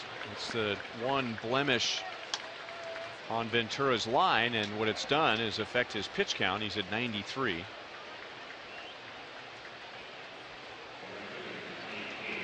And it means the potential tying run comes to the plate, and JD Martinez, who has hit 30 home runs this year, which is 4th in the league. That's a big walk to get a man on and allow this guy the opportunity to tie the game.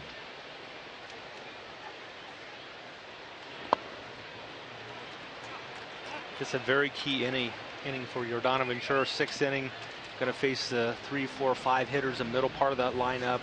Kinsler's been on fire. He did a nice job on handling him, but the Martinez boys are the guys that have really done some damage against the Royals. So we've got to bear down here and find a way to get JD Martinez out. Yeah, this season against the Tigers, Ventura before this started in 11 innings, he has an 8.18 ERA at 16 hits against this team this year, and so they've gotten on him, and mainly it's been the fastball. But JD Martinez has such a great ability of lifting that low pitch and hitting it out of the park. You might want to see if you can give him some high fastballs. 1-1. He has grounded into 7 double plays this year. That's not a big number. It's because he doesn't roll over those low pitches. He goes down with that bottom hand, has the ability to lift it.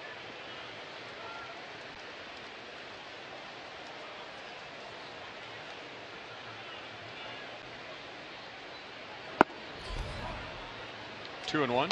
You know, if a pitcher has the ability to pitch up and in effectively, he's the type guy you want to do it, because he hits a lot of home runs the opposite field. He goes the other way very, very well. So you don't want to do him a favor and kind of serve it out there to let him get extended. You want to kind of keep him tied up. Change up.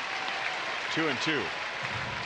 And before that pitch was thrown, we could hear the familiar screech or whistle of a bullpen phone, and the Royals are going to begin to go to work out in left field.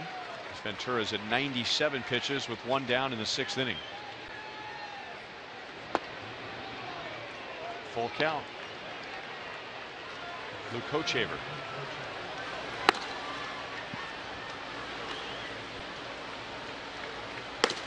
Three and two against Victor Martinez. He walked him with a curveball. What's he going to throw here? 3-2. Going to challenge him, I think. Challenge him. No, he didn't. Well, that ties his career high. 6 walks. So you look up and you see no runs, 2 hits in 5 1/3 innings. But the Tigers have had plenty more than just 2 hits. They have had 8 base runners, if you factor in the air. 8 base runners in 5 1/3 innings.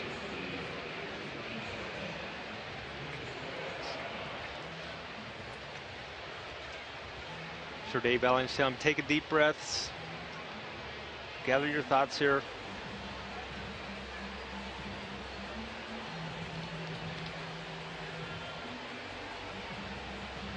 If you're on the road and want to stay in touch with the Royals, subscribe to MLB.TV Premium for live or on demand on over 400 devices. That includes real-time highlights, live look-ins, pitch tracking, and more. Blackout and other restrictions apply. Visit MLB.TV for details. So Ventura goes from a hitter with 30 home runs to a hitter with 2 home runs. Tyler Collins takes a strike.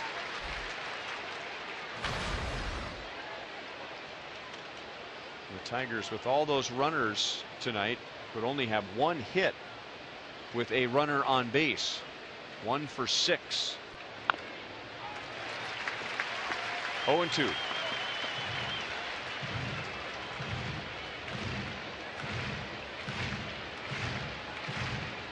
With 1 out, back-to-back walks to Victor Martinez and JD Martinez.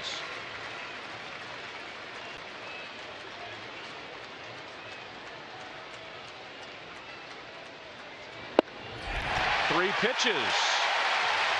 Down goes Collins, and Ventura ties his season high with 8 strikeouts.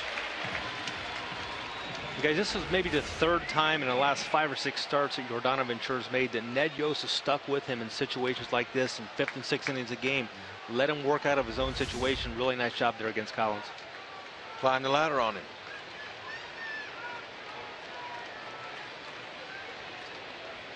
Well, it's understandable discussion to think, well, okay, how can the Royals get to the World Series again if Yordan Ventura isn't what he was last year? And the Royals, in discussions with them, they'll have none of that. I mean, they don't believe that can happen without Yordan Ventura. So they're sticking with him, giving him every opportunity to find what he had last year. Doesn't mean it's impossible to do it without him, but it's a lot easier with him. And when he has defense like that, Yordan Ventura can do just about anything. The Royals have put on a defensive clinic tonight against the Tigers. Unbelievable. That ball was a rocket. Soft hands turn that ball into a marshmallow. Great play by Escobar. Yeah.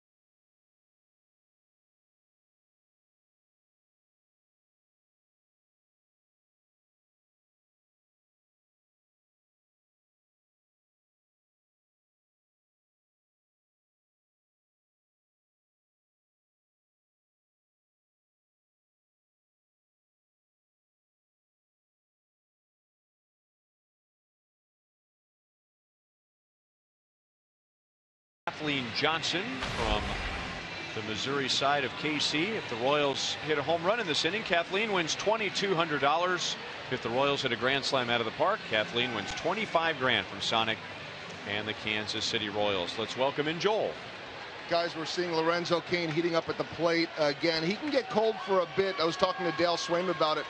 The last 4 games of the road trip, he was 1 for 17 before getting a hit in his final at-bat at Detroit last Thursday. Swaim joking that every time he gets close to 300, he heats up again. He was down to 304 after that game. Since then, 8 for 14, including tonight. But the real secret, and this isn't anything too huge for a lot of players, when he's not going well, he's swinging at a lot of pitches out of the zone. When he's on fire and seeing things, he's laying off of that and hitting what's there in the zone. That's what's going right for him right now. Sounds a lot like the guy who is on deck after Lorenzo Cain. Eric Hosmer kind of sums up when he is at his best or less than.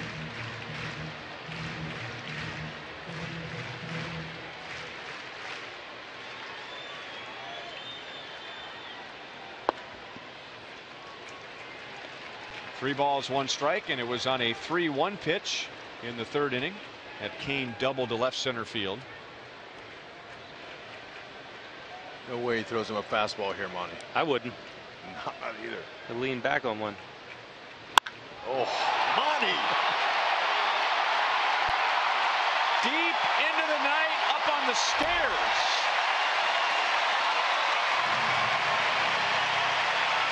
And if he can mix in a triple, Lorenzo Cain has a chance to hit for the cycle. For now, we'll settle for $2,200 for Kathleen Johnson from KCMO in our Sonic Slam inning.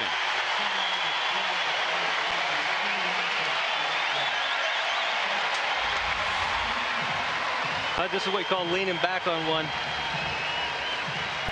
Pretty decent pitch too, down the zone, but that's right in his hot zone. Yeah, and it wasn't even a fastball. So when you're hot like that, you know, it doesn't have to be a heater, but man, that ball was over the middle of the plate. He took just enough off to speed up Low Cain's bat.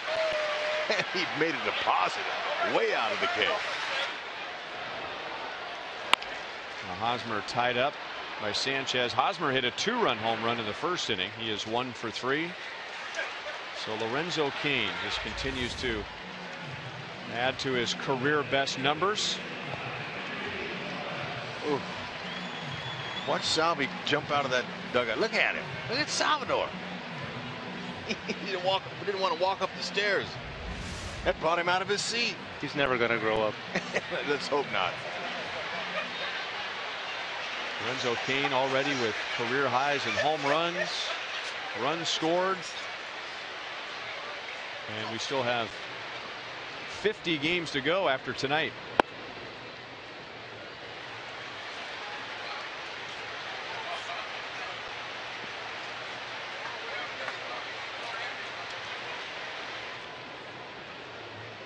Andres Morales is hitless in 2 trips against Sanchez tonight.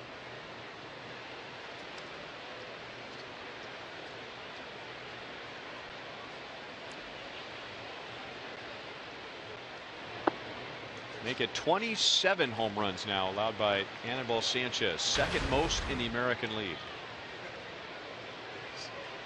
His home runs allowed, that's really been a difference in Sanchez this year.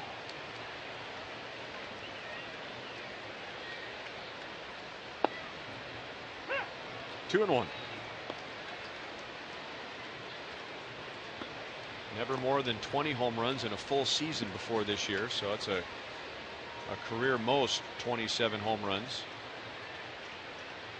He only allowed 4 home runs last year, but that was a season abbreviated by a couple of trips to the DL. And only 9 home runs the year before that. And now 27 this season.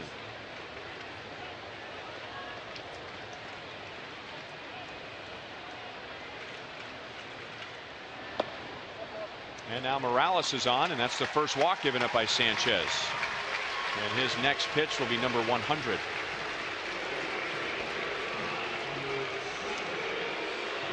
Don't forget to vote for the Royals Player of the Month at rallyhouse.com, and you'll be entered to win a majestic prize pack from Rally House.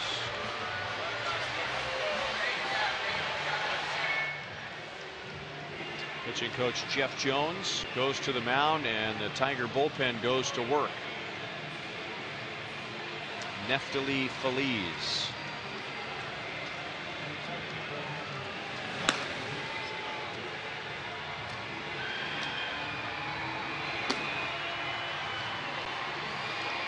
Check in with our players to watch tonight, presented by DraftKings. Eric Hosmer on the list, and that looked like a good move in the first inning when Hosmer hit a 2-run home run. Matt Harvey pitched 8 scoreless innings against the Rockies. Go to DraftKings.com, enter the promo code BRoyal to play daily fantasy baseball for free.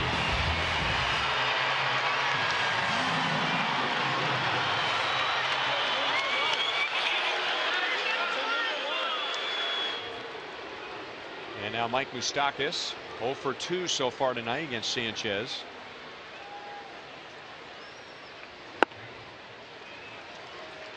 Moustakas has grounded back to the mound and flied out to center field.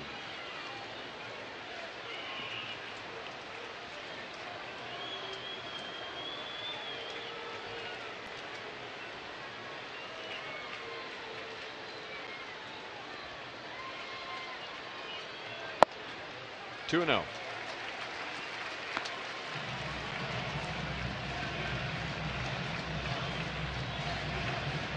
It was Luke Hochevar pitching behind Giordano Ventura as he walked 2 in the 6th inning, and now it's Franklin Morales. Appears as he's getting ready for the top of the 7th. Moustakas takes in tight, and the count is 3-0. Sanchez can't believe Moose didn't swing at that one. Man, these guys are making it tough, showing some patience.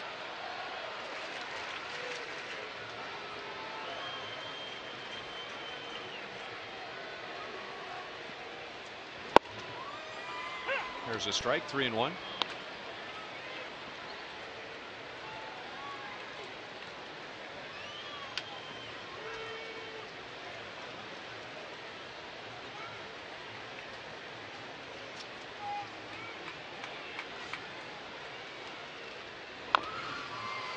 Full count.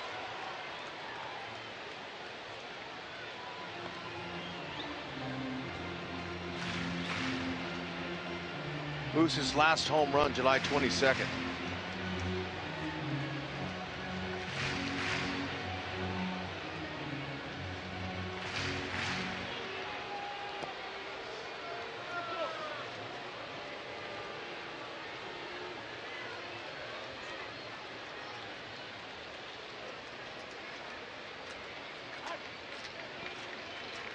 Too much time. Hitter can only focus so long, Monty. 5 maybe seconds, maybe a little bit more, but not much longer than that. Sanchez not quite sure what to do here. Morales runs and hit deep into right center field. Long run for Ghost, long run for Martinez. It hits the top of the wall and is gone for a 3rd Royals home run tonight.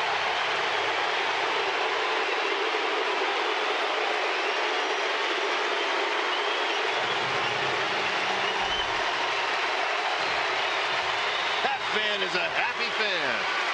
Yeah.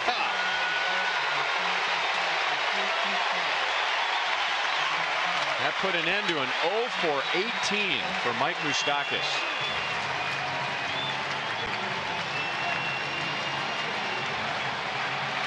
Beautiful take back. 3-2 wasn't a fastball. He took something off of it, just like Lorenzo Cain's homer, but it's out over the middle of the plate. And then tried to snap one, and there it was, saying, "Hit me."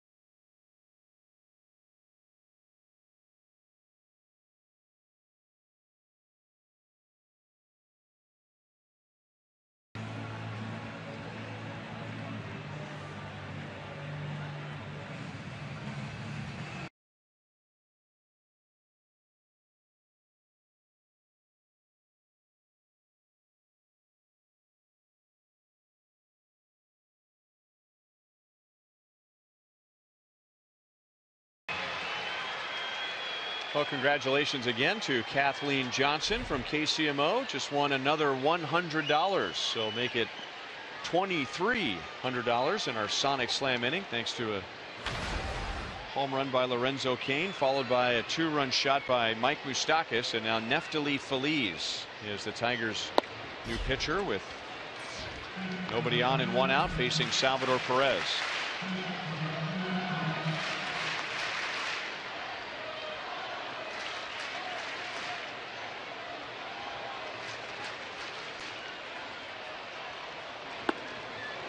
Hard slider breaking away.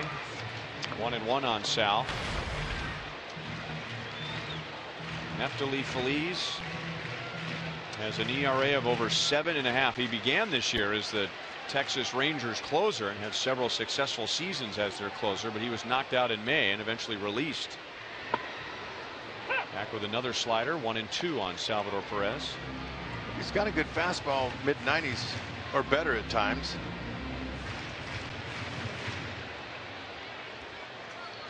But it's just too much in the middle of the plate, those numbers. High ERA, high batting average against.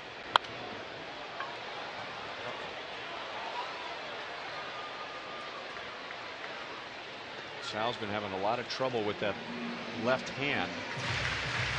As a catcher taking foul balls off of his left hand, which hand bit him here. It's like his left hand.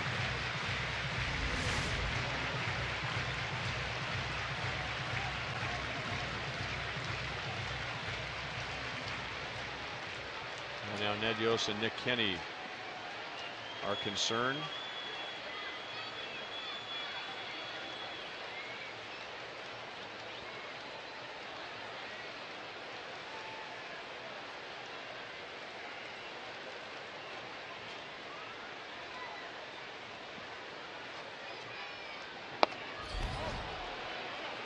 And that was a swing. And sometimes that hurts more, a check swing instead of a full swing. So Feliz strikes out the first batter he faces, and Nick Kenny will be waiting for Salvador Perez in the Royals dugout.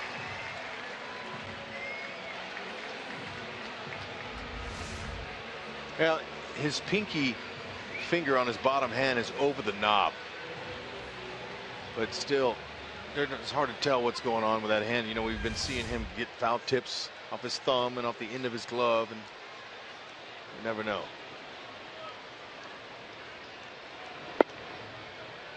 Strike to Paulo Orlando. He has doubled and struck out.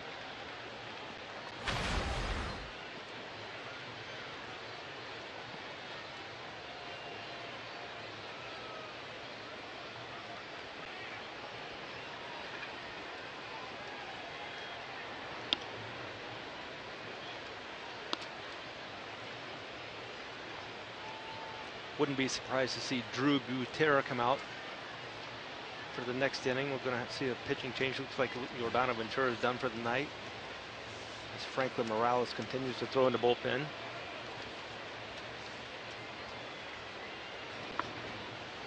Two and one on Paulo Orlando.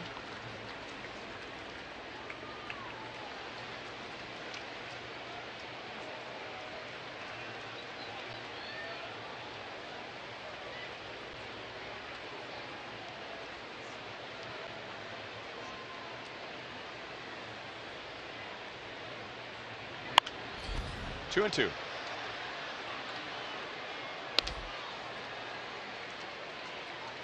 The 2 years that the Texas Rangers went to the World Series, 2010 and 2011, Neftali Feliz was their closer, and he saved 72 games those 2 years. But then his elbow blew out in the next season, 2012, and he hasn't been the same. So not everybody comes back from Tommy John surgery the same or better. Tonight, Feliz comes out of the pen and strikes out Perez and Orlando. Lorenzo Cain, how many more at-bats left tonight? If he hits a triple, he will complete the cycle. Cain can.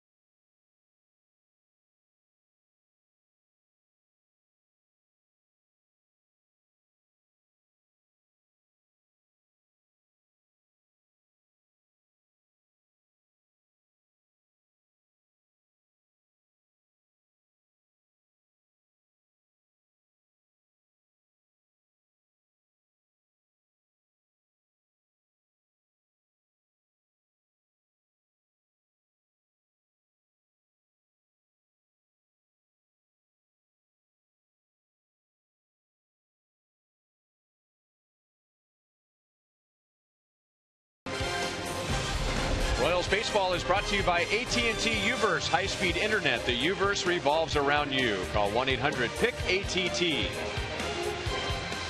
By your Midwest Ford dealers. Visit your MidwestFordDealers.com. And by Academy Sports and Outdoors. Right stuff, low price every day.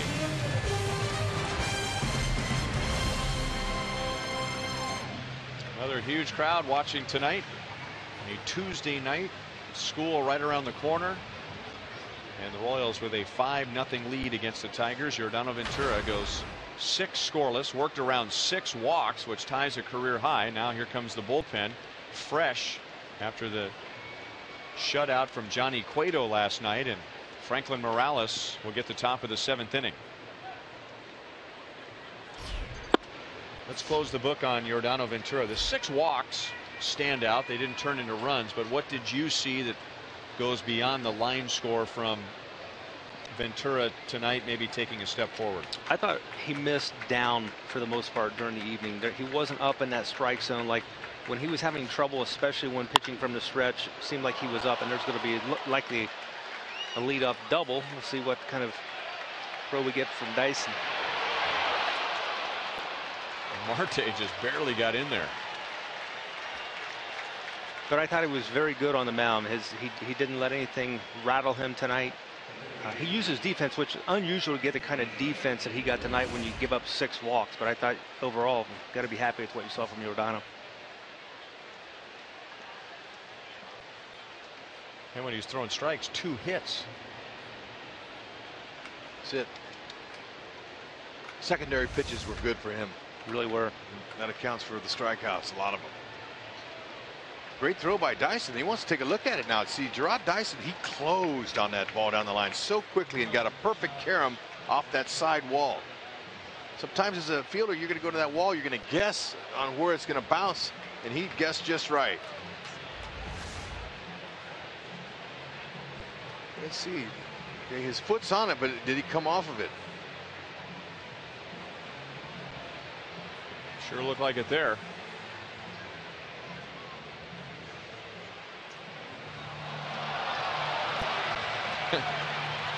Ned with a little body English there.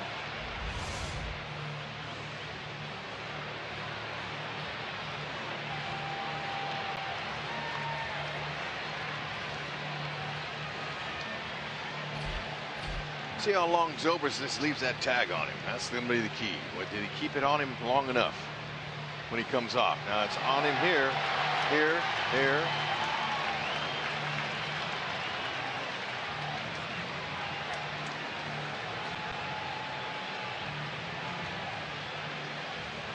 You know, it's very close, but why not? It's the 7th inning. Of course, the Royals can always request a crew chief challenge once you get to the 7th inning or later. You know, and Marte, he's not exactly a slow runner either. He hit it hard, so he was able to get it. Dyson was able to pick it up off that wall and played the carom perfectly, but it just goes to show you the tremendous ability that the outfielders have with the Royals when they're throwing. Dyson has a nice throwing arm. Did he hold it on him long enough? I think yeah, good point, because I do think he was totally disengaged with the bag for a little while. But was the tag still there?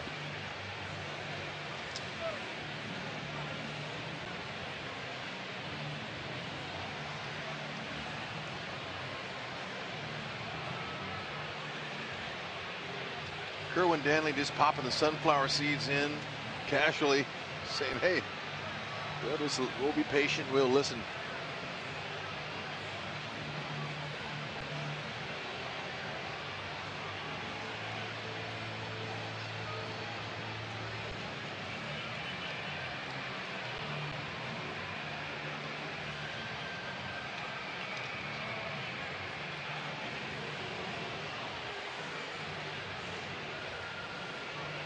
Well, they're seeing in New York what we have seen. It's very close. Brad Ausmus is checking his watch.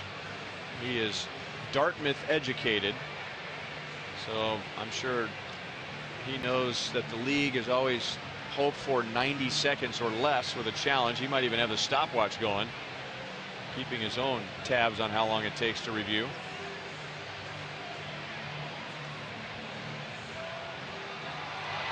So does the call stand or is the call confirmed? Marte is safe. It says stands on your screen, but actually the call was confirmed. That's interesting. So that means that the umpire in New York said absolutely he was safe. Clear and convincing evidence. So it's a double. And now Romine, a switch hitter, will move over to the right side. He is 0 for 2. That is the third hit for the Tigers, and now 4. One hop to Dyson. Marte holds at third base, and the Tigers have runners at first and third with nobody out. Third base coach Dave Clark on contact. He had his hands up. The stop sign was there for Marte. Now he's telling him, third base, hey, watch out for that snap throw from Salvi. Good short swing there by Romine. Nice stroke.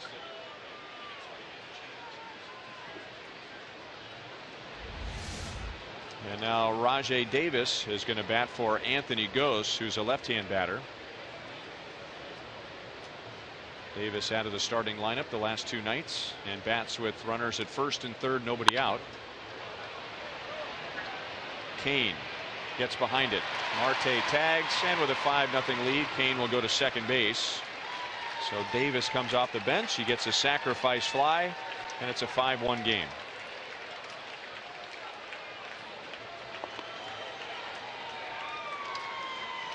I remember when we were in Detroit and we were talking about Franklin Morales and what a big year he's had for the Royals as a non-roster invitee, and we noticed that he moved around on the rubber based on who he was facing.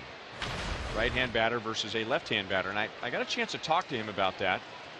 And as a starter, he was always on the third base side of the rubber, as he is right now with a right-hand hitter up there. But you see his struggles early this season against lefties. And a strength for Morales is to be able to pitch inside to right-hand batters because he's got that nice angle over there. And when he got off to the slow start this year, he figured, you know, maybe I need to do the same thing against lefties. So he moved over to the right side of the rubber when lefties came up, and look at that turnaround as far as the numbers go. And that's a small adjustment to make to get such enormous results, really. It's all about that angle, huh, Monty? That's right.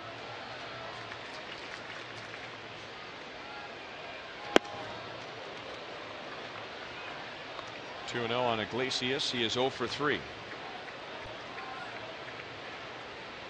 was talking to Ned Yost about that and asking him about pitchers that would move around on the rubber. He said James Shields would move around on the rubber in the middle of an at-bat based on the pitch that he wanted to throw, which is very rare. I mean, it's rare to move around on the rubber, period, but in the middle of an at-bat, if he wanted to get a certain pitch in a certain location, he would make subtle adjustments on the rubber. Yeah, and you'd almost think that the hitter would be able to pick up something and maybe have a good feel for what pitch he's moving to. If he's going to go with that breaking ball, he might move to the third base side. Going to throw the two-seamer, might go to the first base side. Okay, but if you look at this angle right here, you can't even see the slab.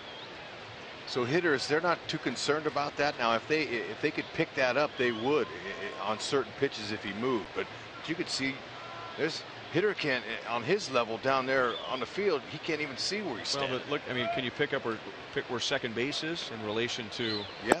You can do that. Dallas having some struggles here. And Ned Yost doesn't want this to go any further. A 7-walk night for Royals pitching. And through all of that, thanks in large part to the defense, the Royals have only allowed 1 run so far. So it's Luke Hochevar with 2 on, 1 out in the 7th inning.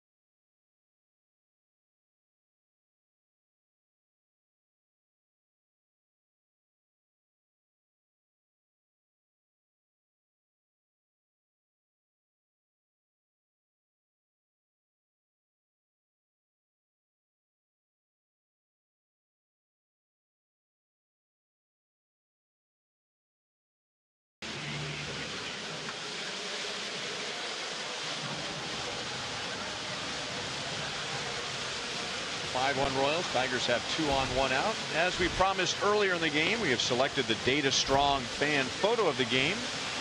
Tweet your strongest fan photo to hashtag KC Data Strong Fan for a chance to be featured in an upcoming broadcast brought to you by T-Mobile.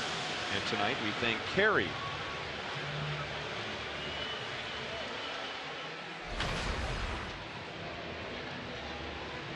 Luke Hochevar comes on with 2 on, 1 out. Last pitch on Saturday night against the White Sox. Tigers with a run home in this inning. They're first, and they have Romine at second, Iglesias at first, in the middle of the order coming up.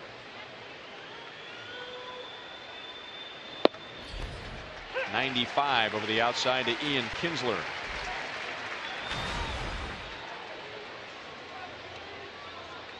I'm not sure how thrilled Kinsler was with that first pitch call by DJ Rayburn. Well, he loves that fastball anywhere middle in. He's looking to turn and burn.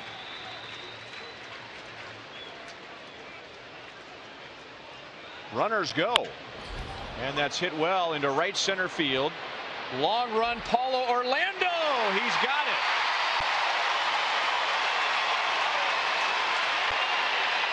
Romine ran back to second base and tagged and still gets to third.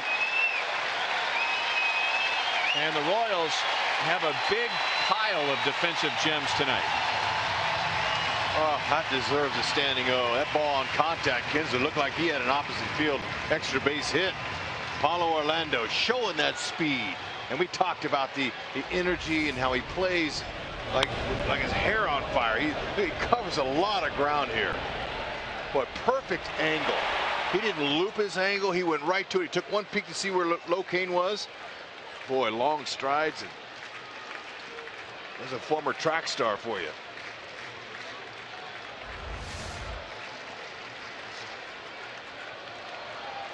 So it's first and third to Victor Martinez. What a great jump Orlando got on that ball. He's off to the races. Salvador Perez thinking about throwing down to third base. Romine went scrambling back.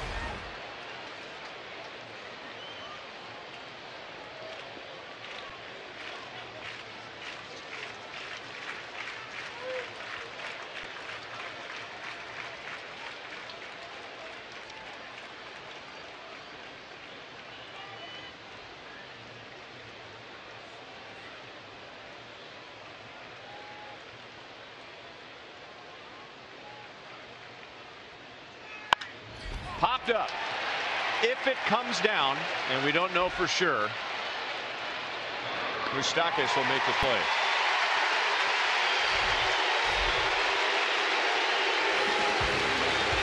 More outstanding defense, and the Tigers get 1.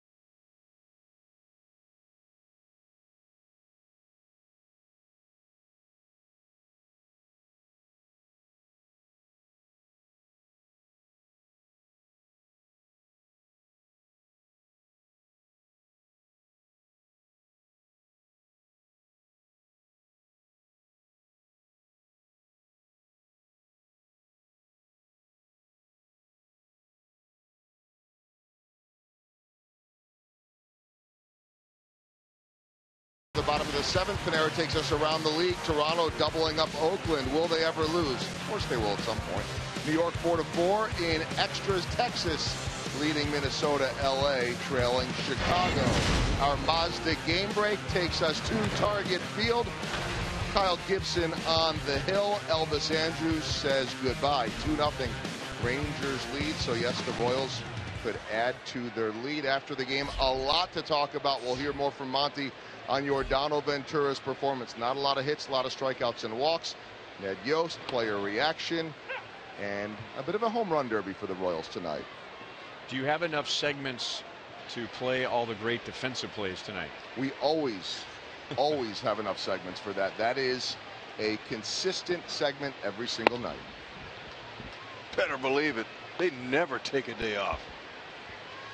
Rajai Davis batted for Ghosts in the top of the 7th. He stays in center field as Al Albuquerque takes over on the mound. A little different spelling from the New Mexico City. 92 to 95, excuse me, Ryan, with that fastball. He's got a slider.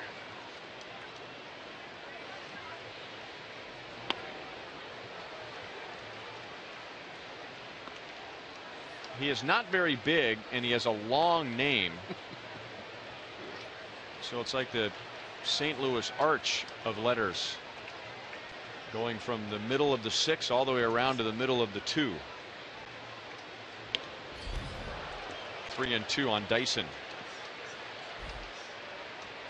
Let's see, we have Jared Saltalamacchia, but he's a bigger guy. Jason Isringhausen, that was impressive. And then, of course, there is Ed Ott. Dyson 0 for 3 with 3 strikeouts. 1 down in the bottom of the 7th inning. And as promised earlier in the game, it is Miller time, brought to you by Miller Lite. Typically in a game, when you walk 7 batters, the opponent's going to score a lot more runs than they have.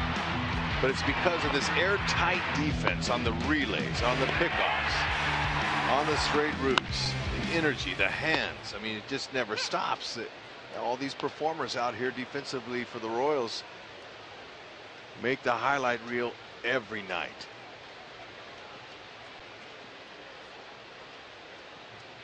And that wasn't even all the plays. That was just a little snapshot. Escobar 0 for 3 at the plate, but he had one of the dazzling plays on defense. On a hot shot off the bat of James McCann back in the 6th inning with 2 on 2 out. Hit very hard and foul.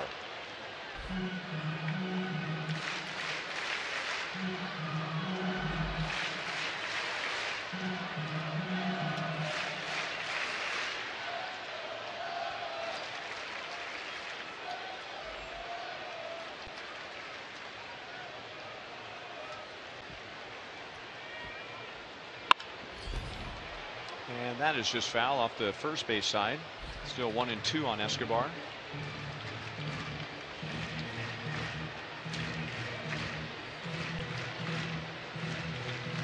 If the Royals put together some sort of big rally in the next 2 innings, Lorenzo Cain may get a chance to hit twice, but most likely once, and he's going for the cycle.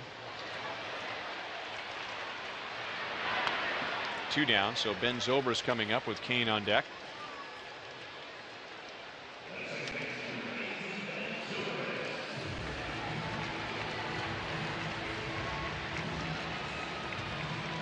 Detroit Tigers bullpen is 14th in the American League in ERA. Only the Texas Rangers have a higher bullpen ERA than the Detroit Tigers.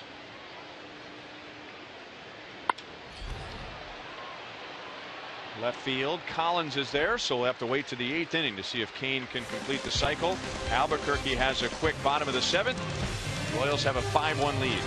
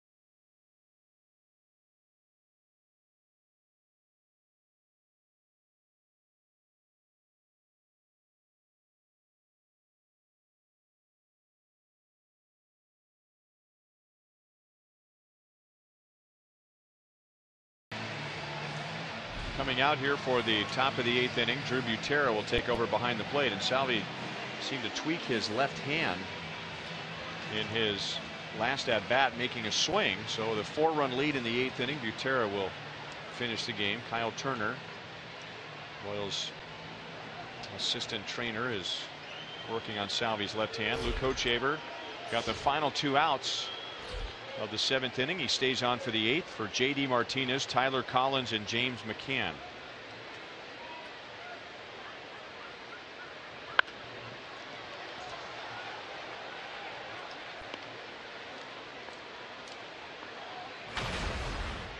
Martinez has walked twice and struck out.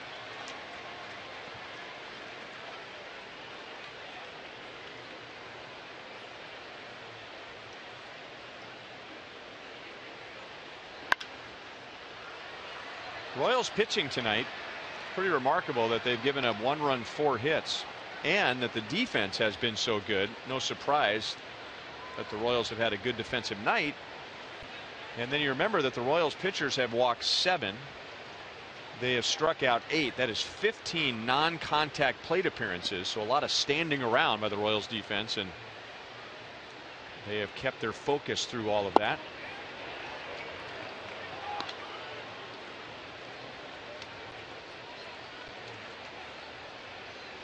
So Drew Butera wanting that pitch away. It's the first pitch Luke's being able to really get away where he wants to be.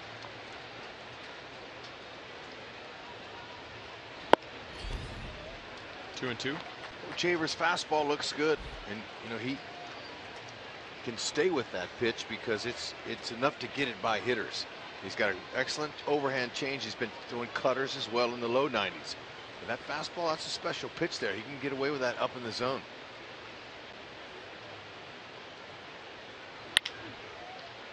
Hochevar handles the second hop. 1 out in the 8th inning.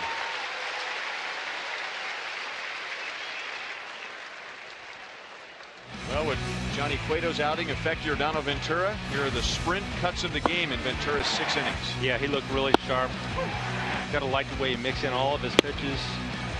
Great fastball tonight. His curveball off the table. They had a nice changeup as well. So those 3 pitches, when you're throwing for strikes, and he did walk 6 batters. So when you're throwing those pitches for strikes, you're going to get a lot of outs on your own. But he also had that good defense. So I really think it fueled his fire a lot. Really nice to see him have that outing.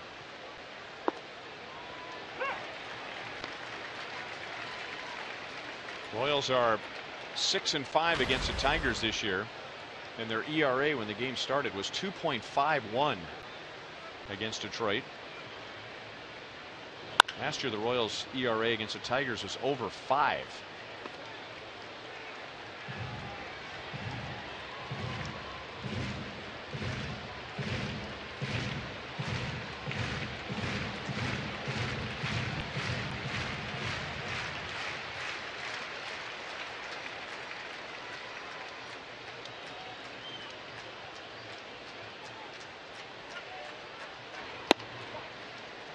Ball hangs high, 1-2. That's an impressive ERA this year against the Tigers, and you know this is the top offense in the league average wise. 273. That's 3 points higher than the Royals. So when you shut them out like they did last night, and tonight only allowing 1 run so far, that's really good. Well, the thing I've noticed different this year compared to last year, it seemed like the Tigers, they may just be playing decent baseball. They've come to Kansas City and it's like they stepped on the gas pedal. They turned up their game and found a way to beat the Royals. And if the Royals had any kind of record at all last year against the Tigers, they would have won the division. Tigers were 8-2 here last year. Yeah. And 13-6 overall against the Royals. And the Royals missed out by 1 game from tying the Tigers for the division.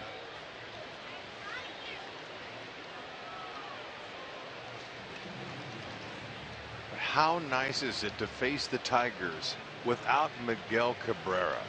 I mean, that's a huge hitter in their lineup. And Osmus, they've missed him big time. He was kind of slated to come back for this series. I know when we were in Detroit talking with Wally Joyner, their hitting coach said that they expected Miggy to be ready to go for this series. So fortunately for the Royals, still a little behind schedule. Now Collins down on strikes. 2 down in the 8th inning. Coach's cutter looking good tonight. He got that the previous batter, and JD Martinez on a cutter, and he's able to do it there. Coach has really built on every outing he's had this season. He's found a way to get a little better each time out there, and for the most part, he's made progress during the course of the season. And maybe a couple little setbacks, but you've got to really be happy for Luke and the way he's fought through coming back from Tommy John surgery, and he looks like he's getting very close to being where he was in 2013. I agree, and his ERA is showing it. It just continues to go down further and further.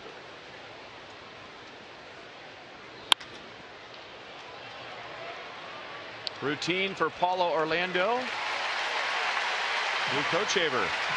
3 up, 3 down in the top of the 8th inning.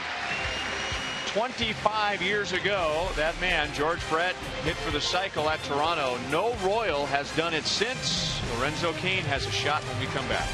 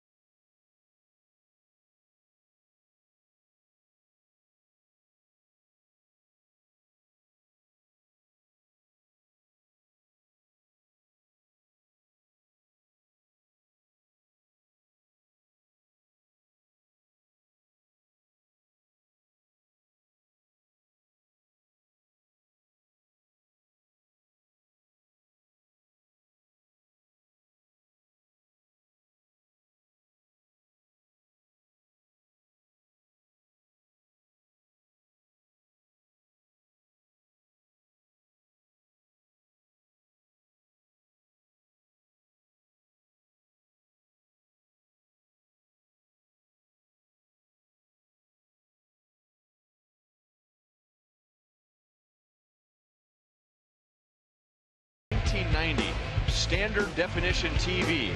George Brett at Sky Dome in Toronto. Hit for the cycle. Triple for his 3rd at bat. Double for his 4th at bat. And in typical George style, needing a home run for the cycle, and he got it. And that was the last one 25 years ago. And now here is Lorenzo Cain. And unless the Royals have an enormous inning here, it's his last shot. And the Tigers bring in the lefty to face him, Tom Gorzolani. Cain has the single, he has the double, and he has the home run. And he can get it down the lines. He doesn't have to hit it in the gap either at his speed. And Gorzolani looks like a perfect fit for this situation. He's given up a .364 average to right-handed batters with 1 homer. Cain's hitting .357 off lefties.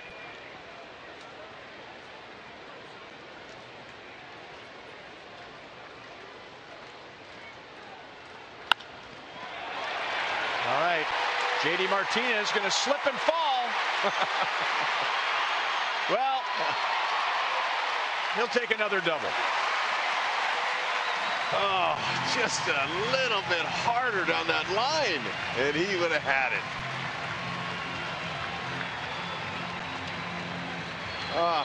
He'll take a 4 for 4 any night. That's right.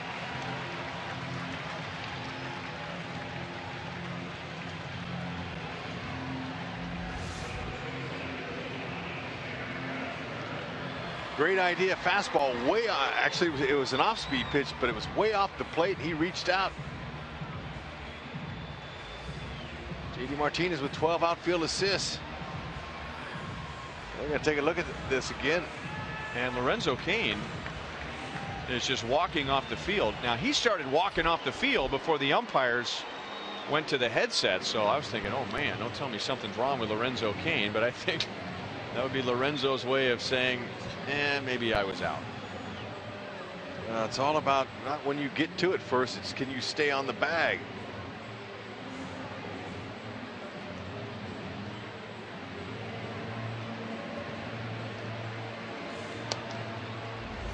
Or maybe he just wants to go hang out with his buddies. Yeah, and you can't take the hit away from him, so he is 4 for 4.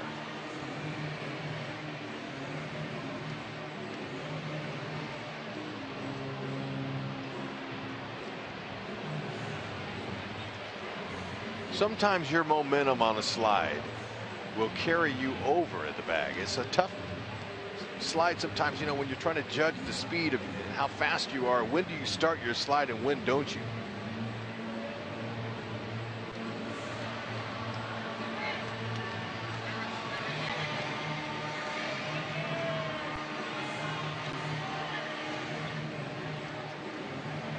Yeah, so he beats it, no question about it.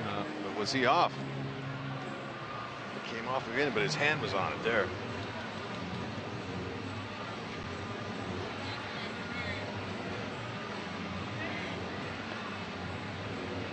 This play was never called before replay. If you beat it to the bag, you know you were safe. Rarely did they ever say he came off the base unless it was really obvious. You just way overslide the bag. Right. Well, Lorenzo was right. So give him a single. Yeah, and now pretending like he's mad and arguing with the umpires.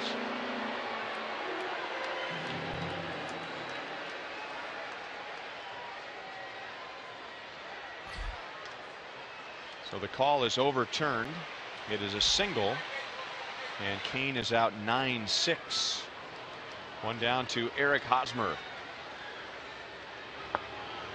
Well, I guess if it is a good sign to see Salvador Perez sitting in that dugout. I mean, he's not up underneath, you know, getting ice or treatment or x-rays or anything like that. So at least seeing Salvi still on the bench, hopefully that's a good sign.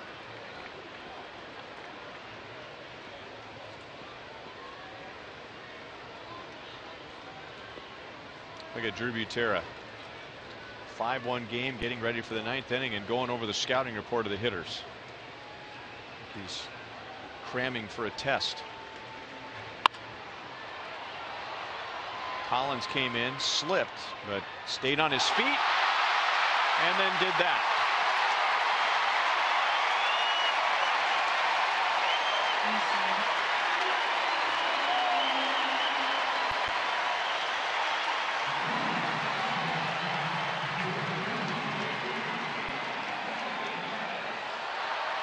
Well, sometimes it happens, even to the best of them. That's as nonchalant a clank as you'll ever see. Had it all the way. Missed it.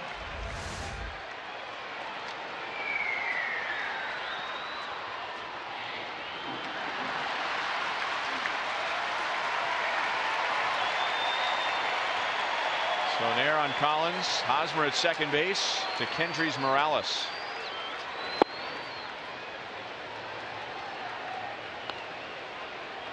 Boy, what a dagger that would be to the Tigers. Looked like Cain had a leadoff double. The Tigers challenge. Cain is out, and then they give Hosmer 2 bases on a drop fly ball. Now Hosmer's headed for third, and he's in there.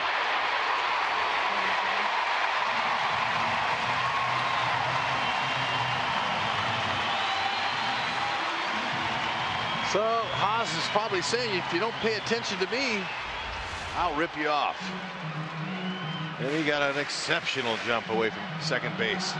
Now that slide, you slide on his left side and you're exposed to the throw there. So he was trying to cover up, and in case Romine missed it, he didn't want to get one in the chops.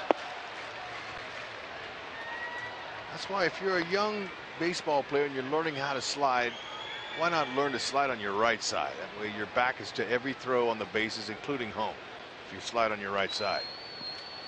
But some guys slide on their left side. Doesn't bother them, but you are exposed to the throw. What a rip by Morales. 2 balls, 2 strikes.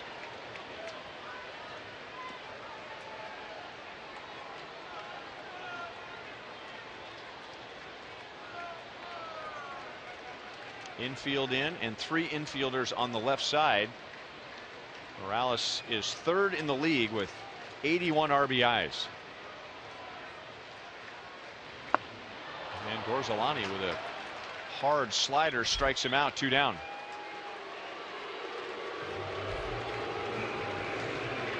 And now Mike Moustakas coming up as we take a look at our Ram drives of the game. The Royals have 3. Good inside out swing there to get it going. Locane reached back on a 3-1 breaking ball from Sanchez. Moose checks in, hadn't opened since July 22nd.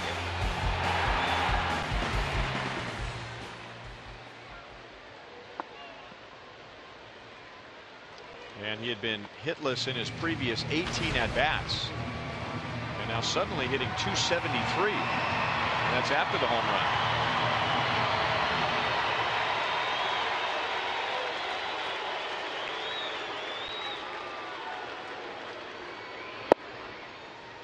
.94 from that angle against a left-hand batter. Man.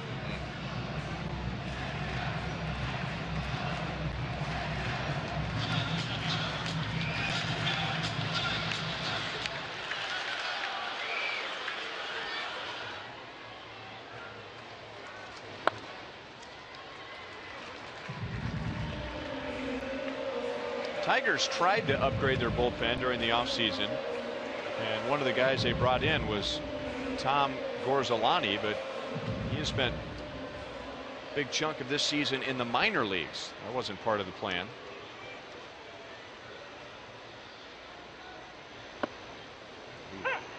Two and two. He's got that breaking ball from the sidearm delivery working.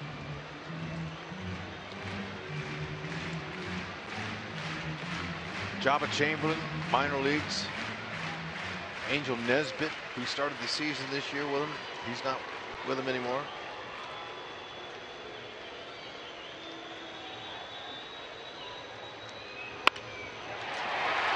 Base hit right field.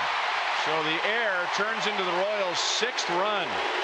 Mike Moustakas has driven in 3 tonight, and the Royals lead 6-1.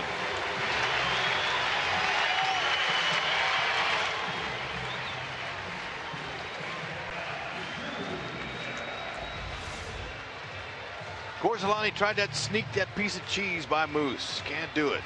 Didn't barrel it, but hit it good enough to get it over Kinsler and out to J.D. Martinez, who couldn't throw Hosmer out this time. But when he threw Lorenzo Cain out, that was his 13th outfield assist. That's tied for most in Major League Baseball. Drew Butera's first at bat.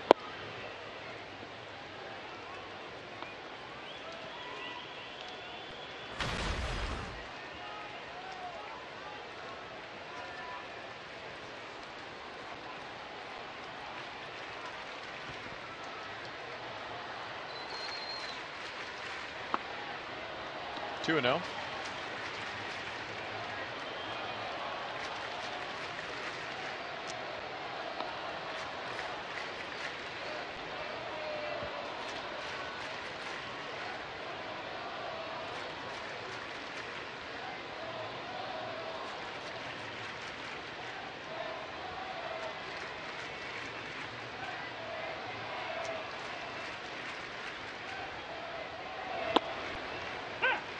Two and 1 to Drew Butera.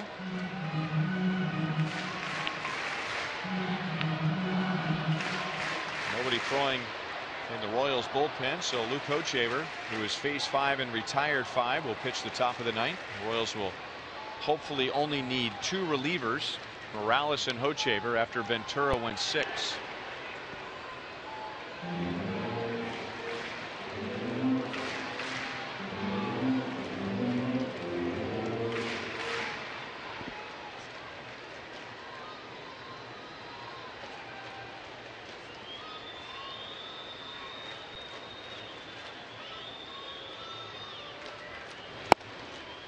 3-1. Paulo Orlando is next.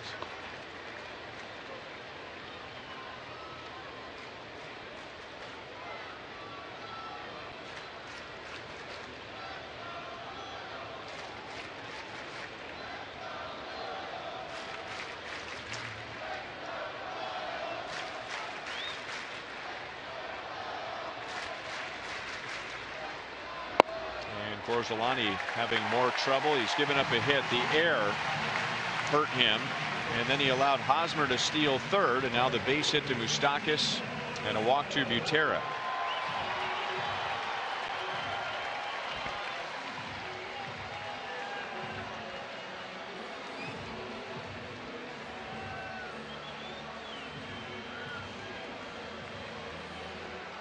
It's been that kind of a year for the Tigers. 4 consecutive division titles, and now they're an inning away from falling to 5 games below 500 and 14.5 games behind the Royals. 2 on, 2 out to Paulo Orlando. 0-1.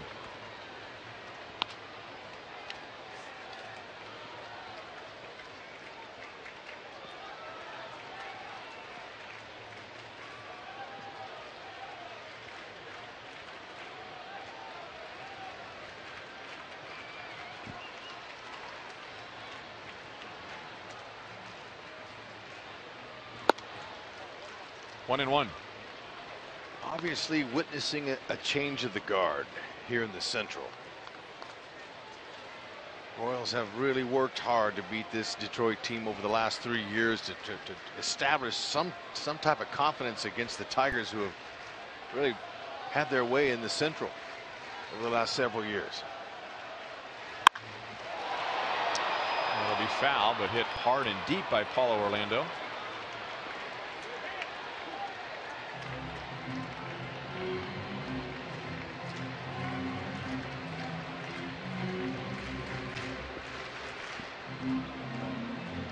You all right, buddy? Usher's always come to make sure that everyone's all right. Are you kidding me? That guy's just had the thrill of a lifetime. He'll never forget this night.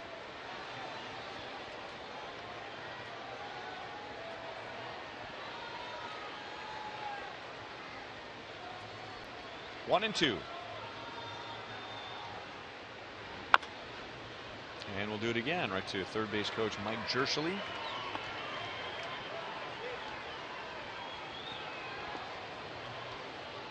Now, of course, Dad has to hold the ball because that little guy looks like about the age where he just might throw that thing, right? I mean, oh yeah. He's been taught his whole life that when he has a ball in his hand, throw the ball. So you give him a base hit. There you go. You give him a baseball and he wants to throw it. That's what he's been trained to do. Ground ball cut off at third by Romine, and the force at second on Butera. The Royals get an unearned run and a 5-run lead to the 9th inning.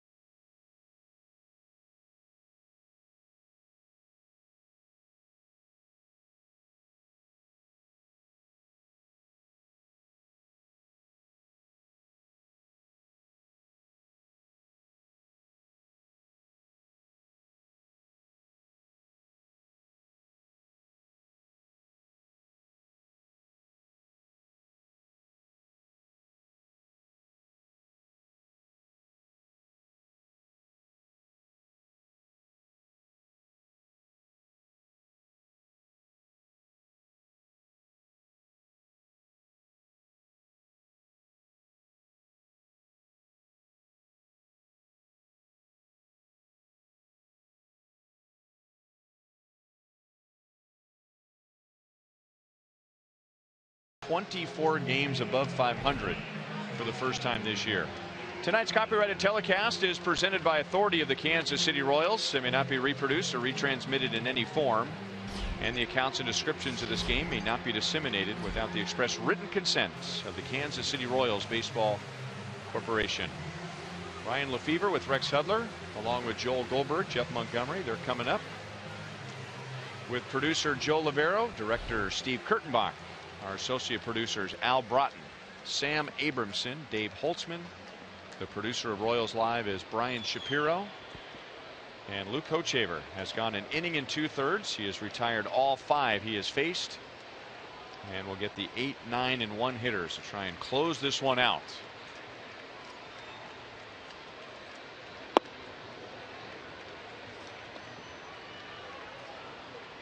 Jeffrey Marte is 2 for 3. He has 2 doubles, and he scored the Tigers' run in the 7th inning on a sac fly by Rajay Davis.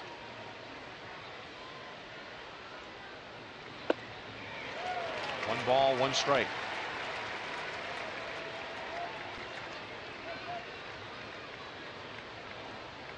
Royals are going for their 7th consecutive win at home. Their 6th consecutive winning series at home. And if they win, they will have the best home record in the American League. 1-2. That cutter is really cutting up the Tigers from Hochevar. Perfectly located. He's getting outs on the swings. He's hitting his spots with it.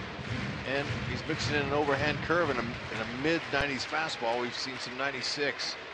Those are some nice weapons when your command is good. Goes with the same pitch. 1 down in the 9th inning. Hochevar is starting to look dominant. Staying on the side of that ball, just cuts it a little bit. You see it, and just enough to get away from the hitter's bat.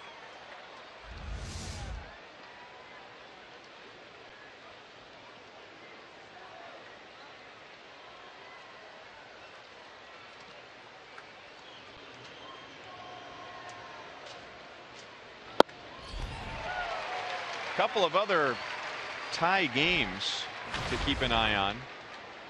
Minnesota and Texas are tied at 2 in the 8th inning. Now the Royals lead is 12 games, which is by far the biggest in the major leagues, but we've been keeping an eye on the 2nd place team.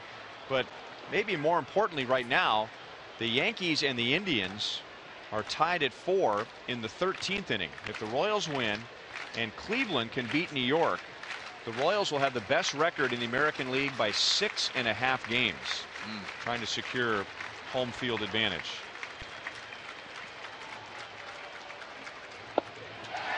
And now Romine down on 3 pitches as Hochevar has faced 7 and retired 7. Yeah, and he's got those Tigers hitters talking to themselves on the way back to the dugout. Always a good sign. Hoch is dealing.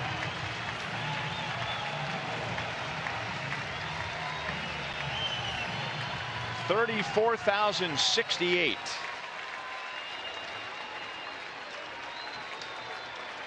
Rajay Davis. Strike 1 from Hochevar. Hit a sac fly in the 7th inning. That's the Tigers' only run. He did that as a pinch hitter.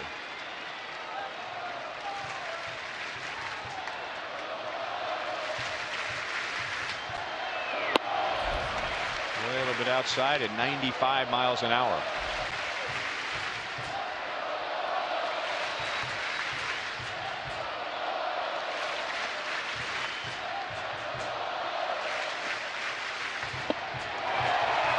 One and 2.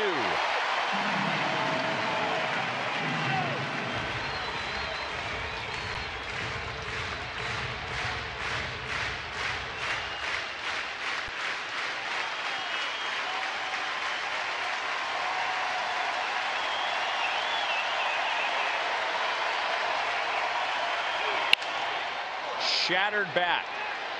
Escobar. The Royals are 24 games above 500 for the first time this year.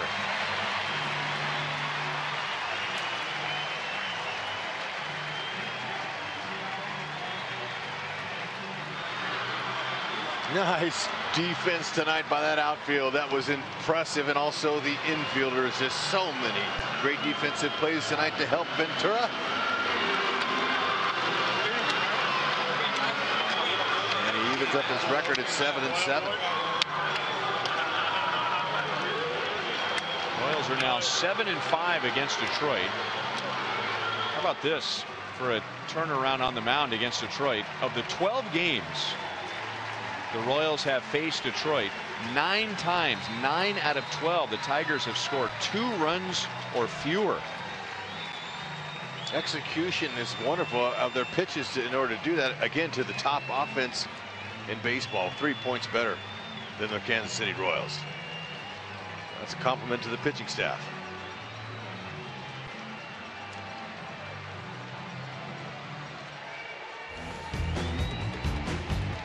Oh, a 4-for-4 night by Locane. He's getting hot because he's hunting his pitch.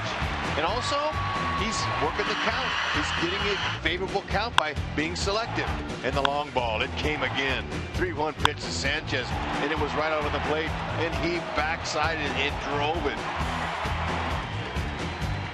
Igniting his team with a night at the dish. And that is who's standing by with Joel down on the field. Hi, Joel. Hi, Ryan. Thank you very much. And I think Lorenzo might stay dry tonight because Salvi just said not happening. Although Salvi's coming back again, Lo, so you never know what's going to happen, right? Great job tonight. It's coming here in a second, but let's talk about the offense against Anibal Sanchez. And as you wait for Salvador, here's Drew.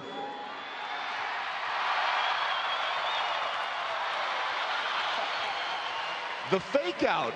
How's it go? How about the creativity of Salvador Perez? You know, he's a very clever guy, you know, so just never know what to expect. This all happens after wins, and it's another win at home in front of a big crowd. Let's talk about what you were able to do tonight offensively. What's changed this year against Anibal Sanchez? I'm not sure. We're just swinging the bats a lot better this year. So just trying to put runs up on board each and every night. And we're just doing a great job of it right now. You put all those runs on the board, but it was your defense once again shining like it does so often. How much fun is it on a night where so many guys all across the diamond are making plays? It's nice. That's one of our strengths, you know, our defense. Take pride in our defense. So just trying to be playmakers behind our pitchers. So we did a great job tonight. Definitely got to keep it going. You step into the batter's box for your last at-bat, a triple shy of the cycle. And by the way, there are some MVP chants going for Lorenzo Cain right now. Are you thinking triple? Definitely thinking triple. Unfortunately, I got thrown out a second. I was hustling hard in the second, got thrown out, but I was definitely thinking triple. Dyson definitely reminded me to hit a triple there last at-bat. You like that MVP chant? That's nice. Congratulations. Great job tonight. All right. Thanks for having me. Lorenzo Cain, 4-for-4 and a modest reply on the MVP chant. Guys, back up to you.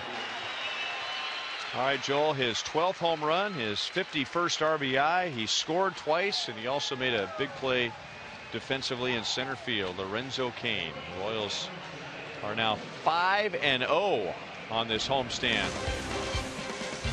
And with Salvador Perez standing in front of him saying, don't worry about it tonight, here comes his backup, literally.